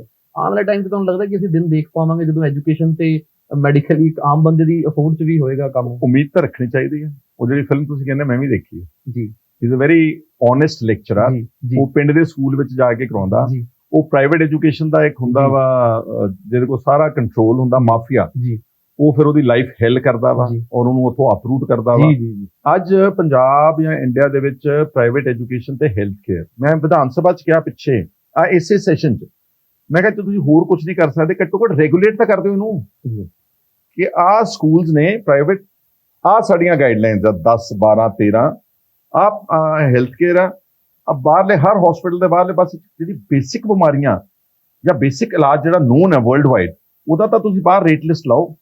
ਹੁਣ ਇੱਕ ਹਸਪੀਟਲ ਸਟੈਂਟ ਪਾਉਣ ਦਾ ਫਰਜ਼ ਕਰੋ 1.5 ਲੱਖ ਰੁਪਇਆ ਲੈ ਜਾਂਦਾ, ਇੱਕ ਦੂਜਾ ਹਸਪੀਟਲ 3 ਲੱਖ ਰੁਪਇਆ ਲਈ ਜਾਂਦਾ। ਲੈ ਰਹੇ ਵੈਂਟੀਲੇਟਰ ਤੇ ਰੱਖਦੇ ਨੇ ਬੰਦੇ, ਗਰੀਬ ਬੰਦਿਆਂ ਨੂੰ ਪਿੰਡਾਂ ਦੇ ਵਿੱਚ, ਉਹਨਾਂ ਨੂੰ ਪਤਾ ਹੀ ਨਹੀਂ ਹੁੰਦਾ ਕਿ ਵੈਂਟੀਲੇਟਰ ਉਹਨੂੰ ਦਿਖਾਈ ਜਾਂਦੇ ਤੇਰਾ ਸਾਹ ਚੱਲਦਾ ਫਰਜੀ। ਕਈਆਂ ਨੂੰ ਵੈਂਟੀਲੇਟਰ ਤੋਂ ਕਈ ਦਿਨ ਨਹੀਂ ਲਾਉਂਦੇ, ਬੰਦਾ ਮਰਿਆ ਹੁੰਦਾ ਜੀ। ਸੋ ਤੇ ਜਦ ਤਾਈਂ ਗਵਰਨਮੈਂਟ ਇਸ ਨੂੰ ਰੈਗੂਲੇਟ ਨਹੀਂ ਕਰੇਗੀ, ਠੀਕ ਹੈ ਮੰਨ ਲਿਆ ਕਿ ਤੁਹਾਡਾ ਸਰਕਾਰੀ ਤੁਸੀਂ ਦੇ ਨਹੀਂ ਸਕਦੇ ਤਾਂ ਕਰਕੇ ਪ੍ਰਾਈਵੇਟਾਈਜ਼ ਅਸੀਂ ਹੈਲਥ ਕੇਅਰ ਤੇ ਐਜੂਕੇਸ਼ਨ ਲੈਂਦੀ ਆ, ਲੇਕਿਨ ਘੱਟੋ ਘੱਟ ਉਹਨੂੰ ਹੋਰ ਨਹੀਂ ਤਾਂ ਮੋਨੀਟਰੀ ਕਰ ਲਓ। ਰੋਜ਼ ਸਰਕਾਰ ਦੀ ਨਿਗਾਹ ਹੋਵੇ ਕਿ ਆਹ ਹਸਪੀਟਲ ਵਿੱਚ ਕੀ ਹੋਇਆ, ਕਿਸੇ ਨੂੰ ਪਤਾ ਹੀ ਕੁਝ ਨਹੀਂ ਕਿ ਕਿਹੜੇ ਹਸਪੀਟਲ 'ਚ ਕੀ ਹੋ ਰਿਹਾ। ਮਰੇ ਬੰਦਿਆਂ ਨੂੰ ਕਈ ਦਿਨ ਰੱਖੀ ਛੱਡਦੇ। ਬਿਲਕੁਲ, and this never happens in good country. ਬਹੁਤੀ ਜਗ੍ਹਾ ਦੇ ਉੱਤੇ ਜਿਹੜਾ ਵੈਸਟਰਨ ਵਰਲਡ ਹੈਗਾ, ਉਹਨਾਂ ਨੇ ਹੈਲਥ ਕੇਅਰ ਤੇ ਐਜੂਕੇਸ਼ਨ ਨੂੰ ਪ੍ਰਾਈਵੇਟਾਈਜ਼ ਨਹੀਂ ਹੋਣ ਦਿੱਤਾ। ਆਪਣੇ ਦੇਸ਼ ਵਿੱਚ ਏਡੇ ਵੱਡੇ ਪੱਧਰ ਤੇ ਪ੍ਰਾਈਵੇਟਾਈਜ਼, ਔਰ ਜਿਹੜੇ ਪ੍ਰਾਈਵੇਟ ਸੈਕਟਰ ਦੇ ਵਿੱਚ ਹੈਲਥ ਕੇਅਰ ਤੇ ਸਕੂਲ, ਬਹੁਤ ਸਾਰੇ ਪੋਲੀਟੀਸ਼ੀਅਨ ਦੇ ਸਕੂਲ ਤੇ ਹਸਪੀਟਲ ਤਾਂ ਆਪਣੇ ਹੀ ਆ। ਬਿਲਕੁਲ, ਤੇ ਕੌਣ ਰੋਕੂਗਾ ਉਹਨਾਂ ਨੂੰ? ਬਿਲਕੁਲ। ਸੋ ਇਸ ਸਮੱਸਿਆਵਾਂ ਨਾ ਆਈ ਆਲਵੇਜ਼ ਹੋਪ ਕਿ ਇਹ ਸਾਰੀਆਂ ਗੱਲਾਂ ਬਹੁਤ ਇੰਪਰੂਵ ਕਰਨ। ਚੈਲੰਜਸ ਬਹੁਤ ਨੇ, ਪਰ ਇੱਕ ਗੱਲ ਹੈ, ਇਹ ਸਾਰਾ ਕੁਝ ਹੋਣ ਯੋਗ ਹੈ। ਇਹ ਨਹੀਂਗਾ ਕਿ ਕੋਈ ਕਰ ਨਹੀਂ ਸਕਦਾ। It may take some time, may take some effort, but all these things, all these agenda ਜਿਹੜੀਆਂ ਤੁਸੀਂ ਗੱਲਾਂ ਕਰ ਰਹੇ ਹੋ, ਜਿਹੜੇ ਤੁਹਾਡੇ ਦਿਮਾਗ 'ਚ ਆਈ ਹੋਈ ਹੈ, ਇਹ ਸਾਰਾ ਕੁਝ ਅਚੀਵੇਬਲ ਹੈ। ਯਾਰ ਸਰ, ਬੀਇੰਗ ਨਾਨ ਪੋਲੀਟੀਕਲ ਹੋ ਕੇ ਮੇਰੇ ਕੋਲੇ ਬਹੁਤ ਯੰਗਸਟਰ ਨੇ ਜਿਹੜੇ ਪੰਜਾਬ 'ਚ ਕੰਮ ਕਰਨਾ ਚਾਹੁੰਦੇ ਨੇ, ਉਹ ਕੀ ਕਰਨ? ਸਾਡੇ ਇਹਨਾਂ ਨੂੰ 8 ਸਾਲ ਹੋ ਚੁੱਕੇ ਨੇ, ਅਸੀਂ 8 ਸਾਲ ਤੋਂ ਮੁੱਦੇ ਵੀ ਚੱਕ ਰਹੇ ਹਾਂ, ਬੋਲ ਵੀ ਰਹੇ ਹਾਂ। ਇੱਕ ਮੈਂ ਛੋਟੀ ਜਿਹੀ ਗੱਲ ਤੁਹਾਡੇ ਮੂਹਰੇ ਇੱਕ ਮੀਡੀਅਮ ਰਾਹੀਂ ਰੱਖਣਾ ਚਾਹੁੰਦਾ, ਸੋਸ਼ਲ ਮੀਡੀਆ ਤੇ ਵੀ ਬੜੀ ਵਾਰੀ ਰੱਖੀ ਹੈ, ਕਿ ਅੱਜ ਹਰ ਘਰ ਦੀ ਜ਼ਰੂਰਤ ਹੈ ਆਟਾ, ਪਰ ਉਸ ਤੋਂ ਵੀ ਜ਼ਿਆਦਾ ਜ਼ਰੂਰਤ ਅੱਜ ਬਣ ਚੁੱਕੀ ਹੈ ਦਵਾਈ। ਕਿਸੇ ਦੇ ਘਰੇ ਰੋਟੀ ਬਣੇ ਨਾ ਬਣੇ 2 ਦਿਨ ਚੱਲੂਗਾ, ਚੂਲਾ ਬੱਲੇ ਨਾ ਬੱਲੇ, ਪਰ ਇੱਕ ਜਿਹੜੀ ਦਵਾਈ ਹੈ ਉਹ ਪਹੁੰਚਣੀ ਬਹੁਤ ਜ਼ਰੂਰੀ ਹੈ। ਔਰ ਇੱਕ ਦਵਾਈ ਚੀਜ਼ ਐਸੀ ਹੈ ਜਿਹਦੀ MRP 90 ਗੁਣਾ, 100 ਗੁਣਾ। ਇੰਨੀ ਤਰੱਕੀ ਤੋਂ ਬਾਅਦ ਵੀ ਇੱਕ ਮੈਡੀਸਨ ਦੇ ਉੱਤੇ ਇੱਕ MRP ਕਿਉਂ ਨਹੀਂ ਕਰ ਰਹੀ ਸਰਕਾਰ? ਤੈਅ ਕਿ 2 ਰੁਪਏ ਵਾਲਾ ਪੱਤਾ 4 ਤੋਂ ਵੱਧ ਨਹੀਂ ਵਿਕ ਸਕਦਾ। ਇਸੇ ਸੈਸ਼ਨ 'ਚ ਇੱਕ ਪੂਰਾ ਦਿਨ ਅਸੀਂ ਡਿਬੇਟ ਕੀਤਾ, ਰੈਜ਼ੋਲੂਸ਼ਨ ਪਾਸ ਹੋਇਆ ਐਂਡ ਆਫ ਦ ਡੇ ਕਿ ਸਾਰੀਆਂ ਜਿਹੜੀਆਂ ਮੈਡੀਸਿਨਸ ਹੈ, MRP ਦਾ ਜਿਹੜਾ ਇਹ ਬਹੁਤ ਵੱਡਾ ਸਕੈਂਡਲ ਹੈ, ਕਿਰਪਾ ਕਰਕੇ ਇਹਨੂੰ ਬੰਦ ਕੀਤਾ ਜਾਵੇ। ਦੇयर ਆਰ ਲੋਟਸ ਆਫ ਮੈਡੀਸਿਨਸ ਜਿਹੜੀਆਂ ਜੈਨਰਿਕ ਨੇ, ਜਿਨ੍ਹਾਂ ਦੀ ਕੀਮਤ ਮੈਨੂੰ ਲੱਗਦਾ ਕਿੰਨੇ ਗੁਣਾ ਘੱਟ ਹੈ ਜੀ। 40 ਰੁਪਏ ਵਾਲਾ ਪੱਤਾ 450 MRP ਹੈ। ਦੱਸੋ, ਤੁਸੀਂ ਸੋਚੋ, ਇੱਕ ਪੜ੍ਹਿਆ ਲਿਖਿਆ ਬੰਦਾ ਤਾਂ ਗੂਗਲ ਕਰਕੇ ਕਹਿ ਦੇਗਾ ਕਿ ਚਲੋ ਯਾਰ ਇਹ ਘੱਟ ਚਲਾਓ। ਇੱਕ ਰਿਕਸ਼ੇ ਵਾਲੇ ਬੰਦੇ ਨੂੰ MRP ਤੋਂ ਪੜ੍ਹਨਾ ਹੀ ਨਹੀਂ ਆਉਂਦਾ। 10 ਗੁਣਾ ਕੀਮਤਾਂ ਚਾਰਜ ਕੀਤੇ ਜਾ। ਹੁਣੇ ਵਿਧਾਨ ਸਭਾ 'ਚ ਰੈਜ਼ੋਲੂਸ਼ਨ ਪਾਸ ਕੀਤਾ, ਹੁਣ ਆਪਾਂ ਦੇਖਦੇ ਹਾਂ ਕਿ ਉਹਨੂੰ ਲਾਗੂ ਕਿੰਨਾ ਕਰਦੇ ਨੇ। ਫਿਰ ਫਾਇਦਾ ਕੀ ਜੇ ਅਸੀਂ ਰੈਜ਼ੋਲੂਸ਼ਨ ਉੱਤੇ ਪਾਸ ਕਰੀ ਜਾਂਦੇ ਹਾਂ ਤੇ ਥੱਲੇ ਕੋਈ ਲਾਗੂ ਨਹੀਂ ਹੋ ਰਹੇ। ਤੁਸੀਂ ਹੈਰਾਨ ਹੋਗੇ, ਆਮ ਬੰਦਾ ਤਾਂ ਛੱਡੋ, ਮੈਂ ਕਹਿੰਦਾ ਆਈ ਡ੍ਰੌਪਸ ਮੈਂ ਆਪਣਾ ਬੰਦਾ ਭੇਜਿਆ, ਹੀ ਗੋਟ ਮੀ 2 ਸਮਾਲ ਆਈ ਡ੍ਰੌਪਸ। ਇੱਕ ਕੰਪਨੀ ਹੈਗੀ ਹੈ ਸਸਟੇਨ ਅਲਟਰਾ, ਮੈਂ ਉਹ ਯੂਜ਼ ਕਰਦਾ, ਥੋੜੇ ਅੱਖਾਂ ਨੂੰ ਮੋਇਸਚਰ, ਤੁਹਾਨੂੰ ਤਾਂ ਪਤਾ ਹੋਊਗਾ। ਉਹਨੇ ਜਦੋਂ ਬਿੱਲ ਲਿਆ ਕੇ ਦਿੱਤਾ ਮੈਨੂੰ, ਜਦੋਂ ਮੈਂ ਉਹਨੂੰ ਪੈਸੇ ਦੇਣੇ ਸੀਗੇ, ਮੈਂ ਦੇਖਿਆ ਇੱਕ ਛੋਟੇ ਜਿਹੇ ਆਈ ਡ੍ਰੌਪ ਦੀ ਸ਼ੀਸ਼ੀ 454 ਰੁਪਏ ਦੀ। मैं पहले तो वो बंदे ना लड़िया, फिर मैं केमिस्ट को फोन किया, कहता जी क्या करें, ये तो हमारा शायद इसका जो MRP इतना ही पीछे से आता, हम इसको कैसे कम कर सकते हैं? कैन यू इमेजिन इन्हें आई ड्रॉप 454 रुपए दे? दसो किहड़ा गरीब, किहड़ा चंगा बंदा भी आई ड्रॉप्स पवा सकदा? आई ड्रॉप्स नहीं पवा सकदा, वो कैंसर का इलाज किद्दां कराऊगा? ਅਸੀਂ ਤਾਂ ਰੋਜ਼ ਦੇਖਦੇ ਹਾਂ ਸਰ, ਰੋਜ਼ 100 ਪੇਸ਼ੈਂਟ ਡੀਲ ਕਰਦੇ ਹਾਂ, ਬੜਾ ਮਨ ਕਰਦਾ ਕਿ ਇਹਨਾਂ ਲਈ ਕੁਝ ਕਰੀਏ, ਔਰ ਲੋਕ ਸਪੋਰਟ ਵੀ ਕਰ ਰਹੇ ਨੇ, ਲੋਕ ਦਾਨ ਇੰਨਾ ਦੇ ਰਹੇ ਨੇ। ਨੌਜਵਾਨਾਂ ਨੂੰ ਪਤਾ ਪ੍ਰੋਬਲਮ ਆ ਰਹੀ ਆ ਕਿ ਆਪਣਾ ਜਿਹੜਾ ਗਵਰਨਮੈਂਟ ਐਸਟੈਬਲਿਸ਼ਮੈਂਟ ਤੇ ਗਵਰਨਮੈਂਟ ਦਾ ਜਿਹੜਾ ਪੂਰਾ ਸਿਸਟਮ ਹੈ, ਇਹ ਇਨਕਰੇਜ ਨਹੀਂ ਕਰ ਰਿਹਾ ਲੋਕਾਂ ਨੂੰ, ਇਹ ਡਿਸਕਰੇਜ ਕਰ ਰਿਹਾ ਵਾ, ਇਹ ਡਰਾ ਰਿਹਾ ਵਾ ਇਹਨੂੰ। ਇਫ ਸਮਬਡੀ ਕਮਸ ਆਊਟ, ਤੁਹਾਨੂੰ ਕਈ ਵਾਰੀ ਕਈ ਚੰਗੇ ਬੰਦਿਆਂ ਦਾ ਮੈਂ ਦੇਖਿਆ, ਉਹ ਆਪਣੇ ਨੂੰ ਪੂਰਾ ਚੰਗੇ ਕੰਮ ਕਰਨਾ ਚਾਹੁੰਦੇ, ਉਹਨਾਂ ਦੇ ਪਰਚਾ ਦਰਜ ਕਰ ਦਿੰਦੇ ਨੇ ਪਿੰਡਾਂ 'ਚ ਧੜੇਬਾਜ਼ੀ, ਵਾਰਡਾਂ 'ਚ ਧੜੇਬਾਜ਼ੀ, ਤੁਸੀਂ ਕੋਈ ਕੰਮ ਕਰਨ ਜਾਓਗੇ ਉਹ ਕਹਿਣਗੇ ਪਰਮਿਸ਼ਨ ਹੀ ਨਹੀਂ ਲਈ ਜੀ। ਬਿਲਕੁਲ ਪੈਸਾ ਤੁਸੀਂ ਮੁਫਤ ਲਾ ਰਹੇ ਹੋ, ਸਰਕਾਰ ਕੋ ਆਪਣਾ ਹੈ ਨਹੀਂਗਾ, ਪਰ ਇੱਥੇ ਸ਼ਿਕਾਇਤਾਂ ਇੱਕ ਦੂਜੇ ਦੀ ਕਰਕੇ ਡਿਸਕਰੇਜ ਕਰਦੇ ਨੇ। ਸੋ ਗਵਰਨਮੈਂਟ ਨੂੰ ਜਿਹੜੇ ਵੀ ਕੋਈ ਇਦਾਂ ਦੇ ਨੌਜਵਾਨ ਉਹਨਾਂ ਨੂੰ ਬਹੁਤ ਪ੍ਰਮੋਟ ਕਰਨਾ ਚਾਹੀਦਾ, ਉਹਨਾਂ ਨੂੰ ਸਗੋਂ ਬ੍ਰਾਂਡ ਐਂਬੈਸਡਰਸ ਬਣਾਉਣਾ ਚਾਹੀਦਾ। ਤੁਹਾਨੂੰ ਬ੍ਰਾਂਡ ਐਂਬੈਸਡਰ ਬਣਾਉਣਾ ਚਾਹੀਦਾ ਪੰਜਾਬ ਸਰਕਾਰ ਨੂੰ ਕਿ ਆਹ ਦੇਖੋ ਅਨਮੋਲ ਕੁਆਤਰਾ ਇਹਨੇ ਇੰਨੇ ਸਾਲ ਲਾਏ ਨੇ, this is his background, this is his contribution. ਤੁਹਾਨੂੰ ਤਾਂ ਗਵਰਨਮੈਂਟ ਪ੍ਰਚਾਰ ਕਰੇ, ਤੁਹਾਨੂੰ ਦੇਖ ਕੇ ਕਿੰਨੇ ਨੌਜਵਾਨ ਹੋਰ ਅੱਗੇ ਆਉਣਗੇ ਕਿ ਯਾਰ ਅਨਮੋਲ ਦਾ ਬੜੀ ਇੱਜ਼ਤ ਕੀਤੀ ਸਰਕਾਰ ਨੇ, ਆਪਾਂ ਵੀ ਕੰਮ ਕਰੀ। ਜਦੋਂ ਇੱਜ਼ਤ ਹੀ ਨਹੀਂ ਕਿਸੇ ਦੀ ਕਰਨੀ, ਉਹਦੀ ਸਗੋਂ ਉਲਟਾ ਬੇਇੱਜ਼ਤੀ ਕਰਨੀ ਆ ਜਾਂ ਉੱਤੇ ਪਰਚਾ ਦਰਜ ਕਰਨਾ ਵਾ, then what is the point.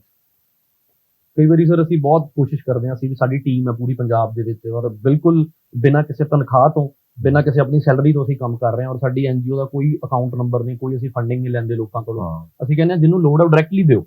ਪਰ ਫਿਰ ਵੀ ਗਵਰਨਮੈਂਟ ਸਕੀਮਸ ਕੁਝ ਐਸੀਆਂ ਨੇ, ਇਸ ਗੱਲ ਦਾ ਜਵਾਬ ਵੀ ਬੀਇੰਗ ਅ ਪੋਲੀਟੀਸ਼ੀਅਨ ਮੈਂ ਤੁਹਾਡੇ ਕੋਲ ਪੁੱਛਣਾ ਚਾਹੁੰਦਾ ਕਿ ਜਿਹੜੀਆਂ ਗਵਰਨਮੈਂਟ ਸਕੀਮਸ ਹੁੰਦੀਆਂ, ਆਯੁਸ਼ਮਾਨ ਕਾਰਡ ਹੈ ਜਾਂ ਆਂਗਨਵਾੜੀ 'ਚ ਨਾਮ ਲਿਖੋ ਬੱਚੇ ਦਾ ਟ੍ਰੀਟਮੈਂਟ ਫ੍ਰੀ ਹੁੰਦਾ, ਉਹਦੇ ਬਾਰੇ ਸਰਕਾਰ ਅਵੇਅਰਨੈਸ ਕਿਉਂ ਨਹੀਂ ਕਰਦੀ ਲੋਕਾਂ ਨੂੰ?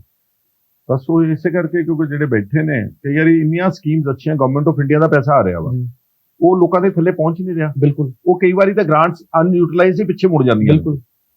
ਸੋ ਇਸ ਕਰਕੇ this is what should I ਸੇ, ਕਈ ਗੱਲਾਂ 'ਚ ਤਾਂ ਬੇਈਮਾਨੀ ਹੁੰਦੀ ਨਾ ਅਫਸਰਸ਼ਾਹੀ ਦੀ, ਕਈ ਗੱਲਾਂ ਦੇ ਵਿੱਚ ਅਫਸਰ ਇੰਟਰਸਟਡ ਹੀ ਨਹੀਂ ਗਏ। 9 ਤੋਂ 5 ਆਏ, ਚਾਹ ਚੂ ਪੀਤੀ, ਸਮੋਸੇ ਸਮਾਸੇ ਖਾਦੇ, ਆਪਣਾ ਟਾਈਮ ਪਾਸ ਕੀਤਾ, ਬਿਕੋਜ਼ ਇਹ ਫੀਲ ਕਿ ਸਾਡੀ ਤਾਂ ਵੇਜਸ ਜਿਹੜੇ ਕਨਫਰਮਡ ਹੈਗੇ ਨੇ। ਕੋਈ ਵੀ ਐਕਸਟਰਾ ਐਫਰਟ ਨਹੀਂ ਕਰਦਾ। ਜਿਹੜਾ ਬੰਦਾ ਕੋਈ ਐਕਸਟਰਾ ਐਫਰਟ ਕਰੂਗਾ, ਕਈ ਵਾਰ ਤੁਸੀਂ ਦੇਖੋਗੇ, ਹੁਣ ਮੈਂ ਨਹੀਂ ਕਹਿੰਦਾ ਕਿ ਸਾਰੇ ਅਫਸਰ ਮਾੜੇ, ਚੰਗੇ ਵੀ ਹੁੰਦੇ ਨੇ। ਇੱਕ DC ਅੱਛਾ ਆ ਜੇ, ਪਰ ਆਪਣੇ ਕੋਲ ਅਫਸਰ ਪੰਜਾਬ ਦੇ ਵਿੱਚ ਚੰਗੇ ਨਹੀਂ ਕਿ ਸਾਰੇ ਮਾੜੇ ਨੇ, ਉਹ ਜ਼ਿਲ੍ਹੇ ਦੀ ਹਾਲਾਤ ਸੁਧਾਰ ਦਿੰਦਾ, ਉਹ ਸਾਰੀ ਮਸ਼ੀਨਰੀ ਗੇਅਰ ਅਪ ਹੋ ਜਾਂਦੀ ਹੈ, ਉਹ ਸਾਰਾ ਕੁਝ ਲੋਕਾਂ ਦੇ ਪਹੁੰਚਣ ਲੱਗ ਜਾਂਦਾ ਵਾ।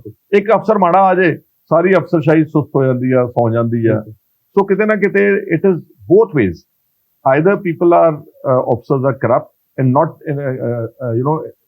doing their duties diligently, or they are incompetent, inefficient. ਹੁਣ ਇੱਕ ਨਾਇਬ ਤਹਿਸੀਲਦਾਰ ਦੀ ਭਰਤੀ ਹੋਈ ਸੀ ਪੰਜਾਬ 'ਚ, ਉਹ ਵੀ ਮੈਂ ਮੁੱਦਾ ਉਠਾਇਆ ਸੀਗਾ। ਜਿਹੜੇ ਬੱਚੇ ਪਟਵਾਰੀਆਂ ਦੇ ਟੈਸਟ ਫੇਲ ਹੋਏ ਸੀ, ਉਹ ਨਾਇਬ ਤਹਿਸੀਲਦਾਰਾਂ ਦੇ ਟੌਪਰ ਸੀ। ਉਹ ਸਾਰੇ ਬੱਚੇ ਮੇਰੇ ਕੋਲ ਆਏ, ਉਹ ਕਹਿੰਦੇ ਜੀ ਆਹ ਦੇਖ ਲਓ ਸਾਡੀ, ਔਰ ਪੰਜਾਬ ਪਬਲਿਕ ਸਰਵਿਸ ਕਮਿਸ਼ਨ ਨੇ ਕੰਡਕਟ ਕੀਤਾ ਇਮਤਿਹਾਨ। ਮੈਂ ਉਠਾਇਆ, ਕਾਫੀ ਲੜਾਈ ਕੀਤੀ, ਗਵਰਨਮੈਂਟ ਨੂੰ ਵਿਜੀਲੈਂਸ ਇਨਕੁਆਇਰੀ ਆਰਡਰ ਕਰਨੀ ਪਈ, ਉਹ ਸਾਰੇ ਝੂਠੇ ਪਾਏ ਗਏ, ਸਾਰੇ ਪੈਸੇ ਦੇ ਕੇ ਬਣੇ ਸੀਗੇ। 10 ਪਟਵਾਰੀ ਥੱਲੇ ਪਟਵਾਰੀ ਦੇ ਟੈਸਟ ਫੇਲ ਹੋਏ, ਉਹ ਨਾਇਬ ਤਹਿਸੀਲਦਾਰ ਦੇ ਟੈਸਟ 10 ਟੌਪਰ। ਹਾਂ, ਕਿਉਂਕਿ ਸਾਰਿਆਂ ਨੇ ਪੈਸਾ ਦਿੱਤਾ ਸੀਗਾ। ਸੋ ਅੱਛਾ, ਜੇ ਅਸੀਂ ਨਾ ਰੌਲਾ ਪਾਉਂਦੇ, ਉਹ ਸਾਰੇ ਨਾਇਬ ਤਹਿਸੀਲਦਾਰ ਬਣ ਜਾਣੇ ਸੀ। ਨਲਾਇਕ ਏਦਾਂ ਪਤਾ ਨਹੀਂ ਕਿੰਨੇ ਨਲਾਇਕ ਬਣੇ ਹੋਏ ਨੇ, ਨਕਲਾਂ ਮਾਰ ਕੇ ਉੱਥੇ ਪਹੁੰਚੇ ਹੋਏ। ਭਾਜੀ ਪਬਲਿਕ ਨੂੰ ਤੁਸੀਂ ਕੀ ਕਹਿਣਾ ਚਾਹੁੰਦੇ ਹੋ ਕਿ ਜਿਹੜੇ ਜਦੋਂ ਵੋਟ ਪਾਉਂਦੇ ਨੇ, ਭਾਵੇਂ ਉਹ MCL ਦੇ ਇਲੈਕਸ਼ਨ ਨੇ ਜਾਂ ਉਹ ਕਾਂਗਰਸ ਦੇ ਵੀ ਮਤਲਬ MLA ਦੇ ਇਲੈਕਸ਼ਨ ਨੇ, ਉਹ ਬੰਦਾ ਦੇਖ ਕੇ ਪਾਉਣ ਕਿ ਪਾਰਟੀ ਦੇਖ ਕੇ ਪਾਉਣ? ਮੈਂ ਬਹੁਤ ਕਨਫਿਊਜ਼ ਹਾਂ ਪਰਸਨਲੀ। ਨਹੀਂ, ਮੈਂ ਪਰਸਨਲੀ ਬੰਦੇ ਦੇ ਹੱਕ 'ਚ ਮੈਂ ਬੜੀ ਵਾਰੀ ਸੋਚਦਾ ਸੀ ਪ੍ਰਾਇੋਰਟੀ ਹੋਣੀ ਚਾਹੀਦੀ ਆ। ਫਰਜ਼ ਕਰੋ ਤੁਹਾਡੇ ਸਾਹਮਣੇ 5 ਉਮੀਦਵਾਰ ਖੜ ਗਏ, ਤੁਸੀਂ ਪਾਰਟੀ ਵੀ ਦੇਖੋ, ਬਿਕੋਜ਼ ਅਲਟੀਮੇਟਲੀ ਤੁਸੀਂ ਦੇਖਣਾ ਕਿ ਪਾਰਟੀ ਦੀ ਆਈਡੀਓਲੋਜੀ ਕੀ ਹੈਗੀ ਆ, ਪਾਰਟੀ ਕੀ ਕਹਿ ਰਹੀ ਹੈ। ਪਰ ਇਹ ਨਾ ਹੋਵੇ ਕਿ ਪਾਰਟੀ ਨੇ ਇੱਕ ਬਹੁਤ ਕਰਪਟ ਬੰਦਾ ਖੜਾ ਕਰਤਾ ਵਾ, ਪਾਰਟੀ ਨੇ ਇੱਕ ਬੰਦਾ ਜਿਹੜਾ ਡਿਜ਼ਰਵ ਨਹੀਂ ਕਰਦਾ, ਜਿਹੜਾ ਦੂਜਿਆਂ ਦੇ ਸਿਰਾਂ ਨੂੰ ਕੁਚਲ ਕੇ, ਦੂਜਿਆਂ ਦਾ ਅਧਿਕਾਰ ਖੋਹ ਕੇ, ਪੈਸੇ ਦੇ ਕੇ ਉਮੀਦਵਾਰ ਬਣ ਗਿਆ, ਦੈਨ ਦੇ ਸ਼ੁੱਡ ਬੀ ਰਿਜੈਕਟਡ।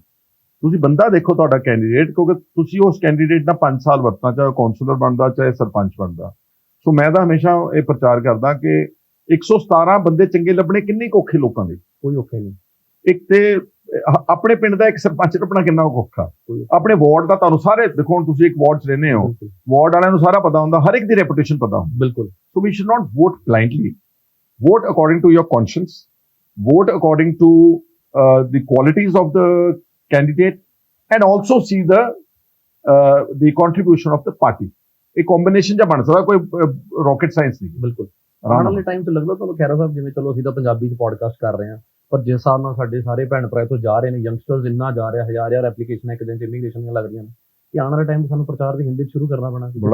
ਬੜਾ ਵੱਡਾ ਇਸ਼ੂ ਆ। ਕੈਨ ਯੂ ਇਮੇਜਿਨ, ਮੈਂ ਇਹ ਗੱਲ ਵਿਧਾਨ ਸਭਾ 'ਚ ਐਤਕੀ ਸਪੈਸੀਫਿਕਲੀ ਉਠਾਈ ਹੈ, ਔਰ ਮੈਂ 1.5 ਮਹੀਨਾ ਪਹਿਲਾਂ ਵਿਧਾਨ ਸਭਾ ਦੇ ਸੈਸ਼ਨ ਤੋਂ ਜਾ ਕੇ ਸਪੀਕਰ ਸਾਹਿਬ ਨੂੰ ਇੱਕ ਰਿਪਰੈਜ਼ੈਂਟੇਸ਼ਨ ਦੇ ਕੇ ਆਏ ਕਿ ਅੱਜ ਪੰਜਾਬ ਨੂੰ ਸਭ ਤੋਂ ਜ਼ਿਆਦਾ ਜਿਹੜਾ ਖਤਰਾ ਨਾ, ਉਹ ਸਾਡੀ ਆਈਡੈਂਟੀਟੀ ਕ੍ਰਾਈਸਿਸ। ਬਿਲਕੁਲ, ਕਿਉਂਕਿ ਪੰਜਾਬ ਦੀ 5ਵਾਂ-6ਵਾਂ ਹਿੱਸਾ ਪੰਜਾਬ ਦਾ ਵਿਦੇਸ਼ਾਂ ਨੂੰ ਚਲੇ ਗਿਆ ਵਾ, ਔਰ ਸਾਡਾ ਪੜ੍ਹਿਆ ਲਿਖਿਆ ਹਿਊਮਨ ਰਿਸੋਰਸ, ਨਾਲੇ ਉਹ ਜਾਣ ਲੱਗਾ, ਹਰ ਇੱਕ ਨੌਜਵਾਨ ਜਿੱਦਾਂ ਕੈਨੇਡਾ ਕੋ ਜਾਂਦਾ, ਉਹ ਨਾਲ 20-25 ਲੱਖ ਰੁਪਇਆ ਲੈ ਕੇ ਵੀ ਜਾਂਦਾ। ਬਿਲਕੁਲ।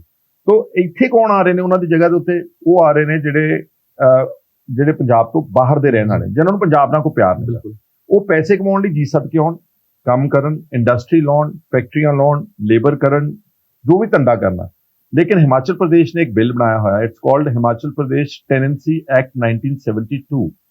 ਉਹਨਾਂ ਨੇ ਕਿਹਾ ਸਾਡੇ ਹਿਮਾਚਲ ਵਿੱਚ ਤੁਸੀਂ ਸਿੱਧਾ ਆਣ ਕੇ ਕੋਈ ਨਾ ਤਾਂ ਮਾਲਕ ਬਣ ਸਕਦਾ ਜੀ ਤੇ ਨਾ ਕੋਈ ਵੋਟਰ ਬਣ ਸਕਦਾ। 1972 ਚ ਉਹਨੇ ਵਾਈਐਸ ਪਰਮਾਰ ਸੀ ਚੀਫ ਮਿਨਿਸਟਰ, ਉਹਨੇ ਦੇਖ ਲਿਆ, ਉਹਨੇ ਕਿਹਾ ਜੇ ਮੈਂ ਨਾ ਇਹ ਬਿੱਲ ਬਣਾਇਆ ਤੇ ਸਾਰੇ ਦਿੱਲੀ ਦੇ ਤੇ ਬੰਬੇ ਤੇ ਕੈਲਕਟਾ ਦੇ ਅਮੀਰ ਆਦਮੀਆਂ ਨੇ ਸਾਡੇ ਬਾਗ ਖਰੀਦ ਲੈਣੇ ਆਣ ਕੇ, ਬਿਲਕੁਲ ਸਾਡੇ ਤੇ ਹਾਵੀ ਹੋ ਜਾਣਾ, ਜਿਹੜੇ ਵਿਚਾਰੇ ਹਿਮਾਚਲੀ ਹੋਣੇ ਆ ਜਿਹੜੇ ਪਹਾੜੀਏ ਉਹ ਲੱਭਣੇ ਹੀ ਨਹੀਂਗੇ। ਸੋ ਅਗਰ ਅਸੀਂ ਇਹ ਬਿੱਲ ਲੈ ਕੇ ਆਵਾਂਗੇ, ਉਹਦੇ ਸਰਟਨ ਕੰਡੀਸ਼ਨਸ ਆ, ਬੰਦਾ ਮਾਲਕ ਵੀ ਬਣ ਸਕਦਾ, ਰਹਿ ਵੀ ਸਕਦਾ, ਫੈਕਟਰੀ ਵੀ ਲਾ ਸਕਦਾ, ਬੜਾ ਸ਼ਰਤਾਂ ਪੂਰੀਆਂ ਕਰੋ। ਰਾਜਸਥਾਨ 'ਚ ਵੀ ਲਾਅ ਆ, ਗੁਜਰਾਤ 'ਚ ਵੀ ਲਾਅ, ਬਟ ਅਨਫੋਰਚੂਨੇਟਲੀ ਇਸ ਬਿੱਲ ਨੂੰ ਉਹਨਾਂ ਨੇ ਪ੍ਰਵਾਨਗੀ ਨਹੀਂ ਦਿੱਤੀ for reasons best known to the government. Punjab 'ਚ ਨਹੀਂ ਪ੍ਰਵਾਨਗੀ। ਹਾਂ, ਔਰ ਦੂਸਰਾ ਇਹਦੇ ਨਾਲ ਜਿਹੜਾ ਪੰਜਾਬ ਦੀ ਇੱਕ ਅੱਛਾ ਹੋਰ ਹੈਗਾ ਕਿ ਪੰਜਾਬ ਨੂੰ ਅਲਟੀਮੇਟਲੀ, ਬਿਕੋਜ਼ ਪੰਜਾਬ ਨਾ ਇੱਕ ਦੇਸ਼ ਦੇ ਕੋਨੇ ਤੇ ਹੈ ਜੀ, ਆਪਾਂ ਲੈਂਡਲੌਕ ਸਟੇਟ ਆ, ਸਾਡੇ ਕੋਲ ਕੋਈ ਬੰਦਰਗਾਹ ਨਹੀਂ ਹੈ, ਸਾਡੇ ਕੋਲ ਨੈਚੁਰਲ ਰਿਸੋਰਸਿਸ ਪਾਣੀ ਤੋਂ ਇਲਾਵਾ ਕੁਝ ਨਹੀਂਗਾ।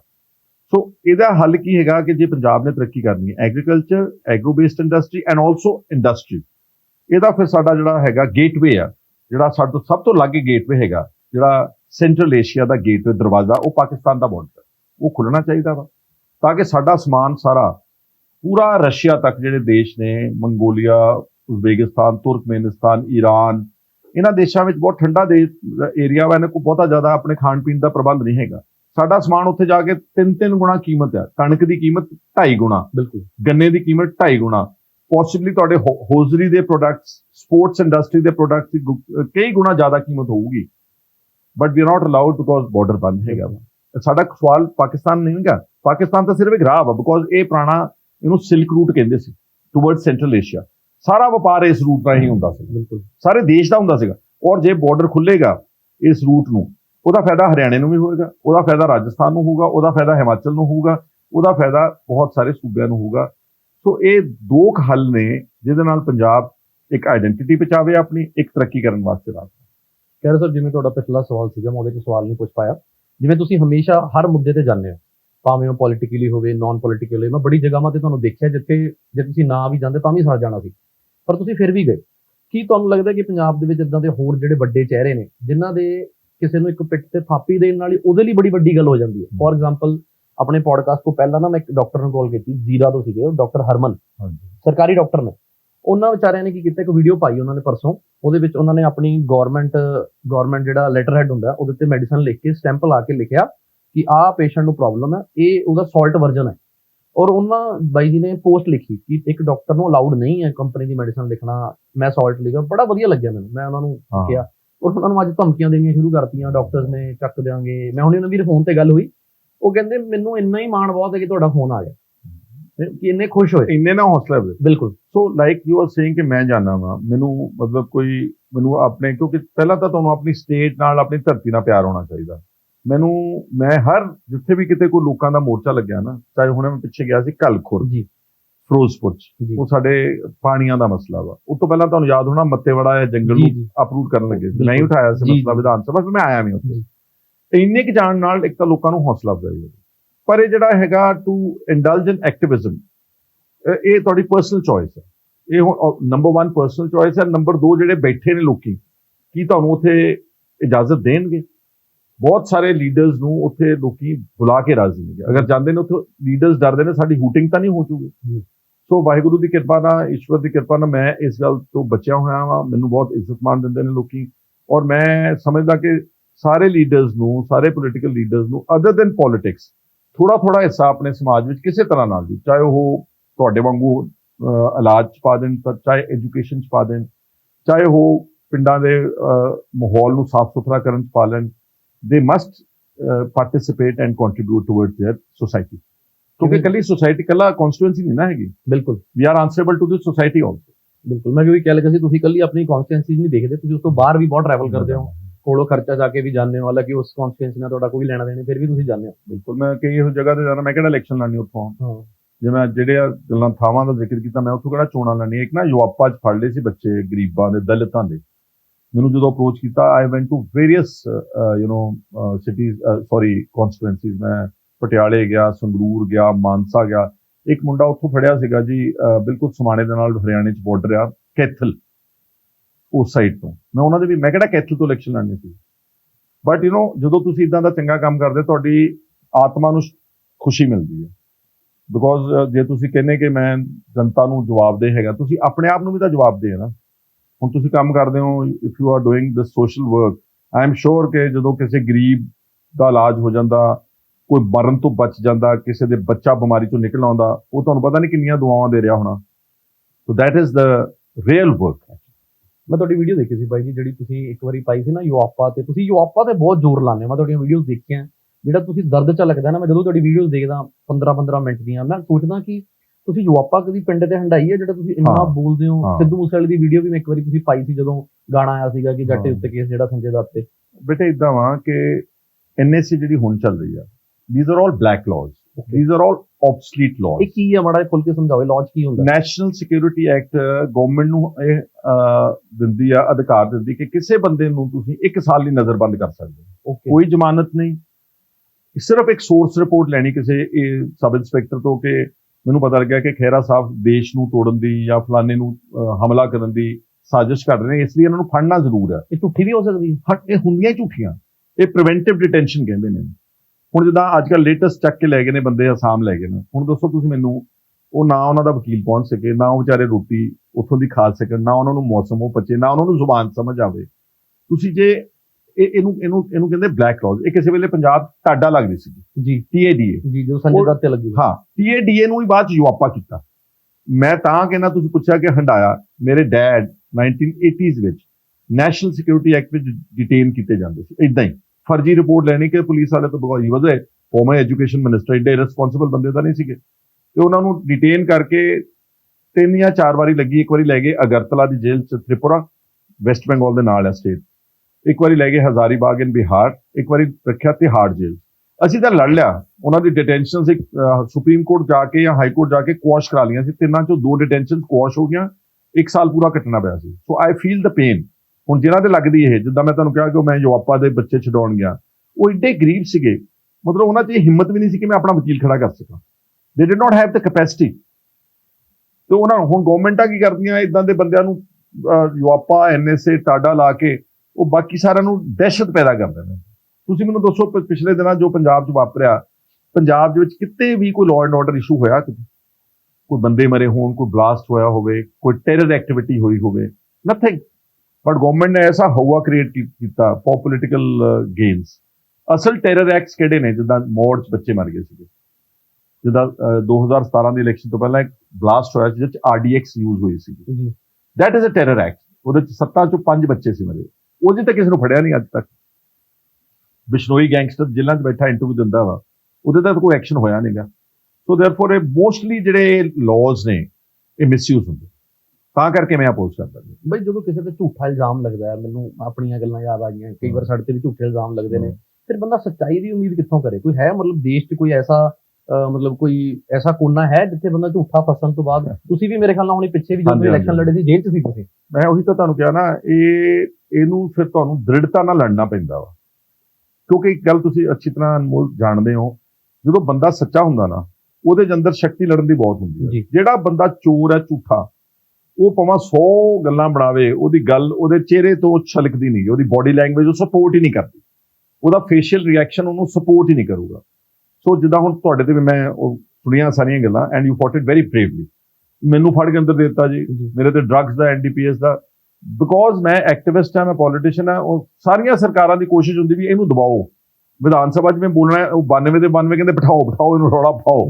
But if you are truthful, ਜਦੋਂ ਮੇਰੇ ਤੇ ਕੇਸ ਬਣਾਇਆ ਇਹਨਾਂ ਨੇ NDPS ਦਾ, ਬਿਲਕੁਲ ਸਰਾਸਰ ਝੂਠਾ। ਔਰ ਜਦੋਂ ਮੈਨੂੰ ਅਰੈਸਟ ਕੀਤਾ, ਜਿਹੜੇ ਮੇਰੇ ਤੇ ਇਲਜ਼ਾਮ ਲਾਏ, ਪਤਾ ਕੀ ਲਾਏ ਸੀ ED ਨੇ?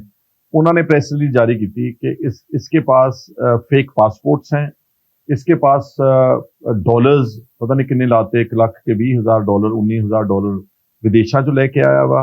इन्हां कोल इल गॉटन प्रॉपर्टीज हैगियां, इन्हां कोल इल गॉटन वेल्थ हैगी आ। ते मैं जदों उहनूं फाइट आउट किया और जदों मैं जिहड़ा मेरा चलान पेश होया, तो चलान नहीं बोलना ना, कहण नाल तां कुछ नहीं होना, चलान दे विच ना पासपोर्ट, क्योंकि मैनू पासपोर्ट डबल रखण दी की लोड़ है। I have been a former leader of opposition, मैं तो सारी दुनिया घुम्मिया होया, मेरे को $1 नहीं लब्बा जी।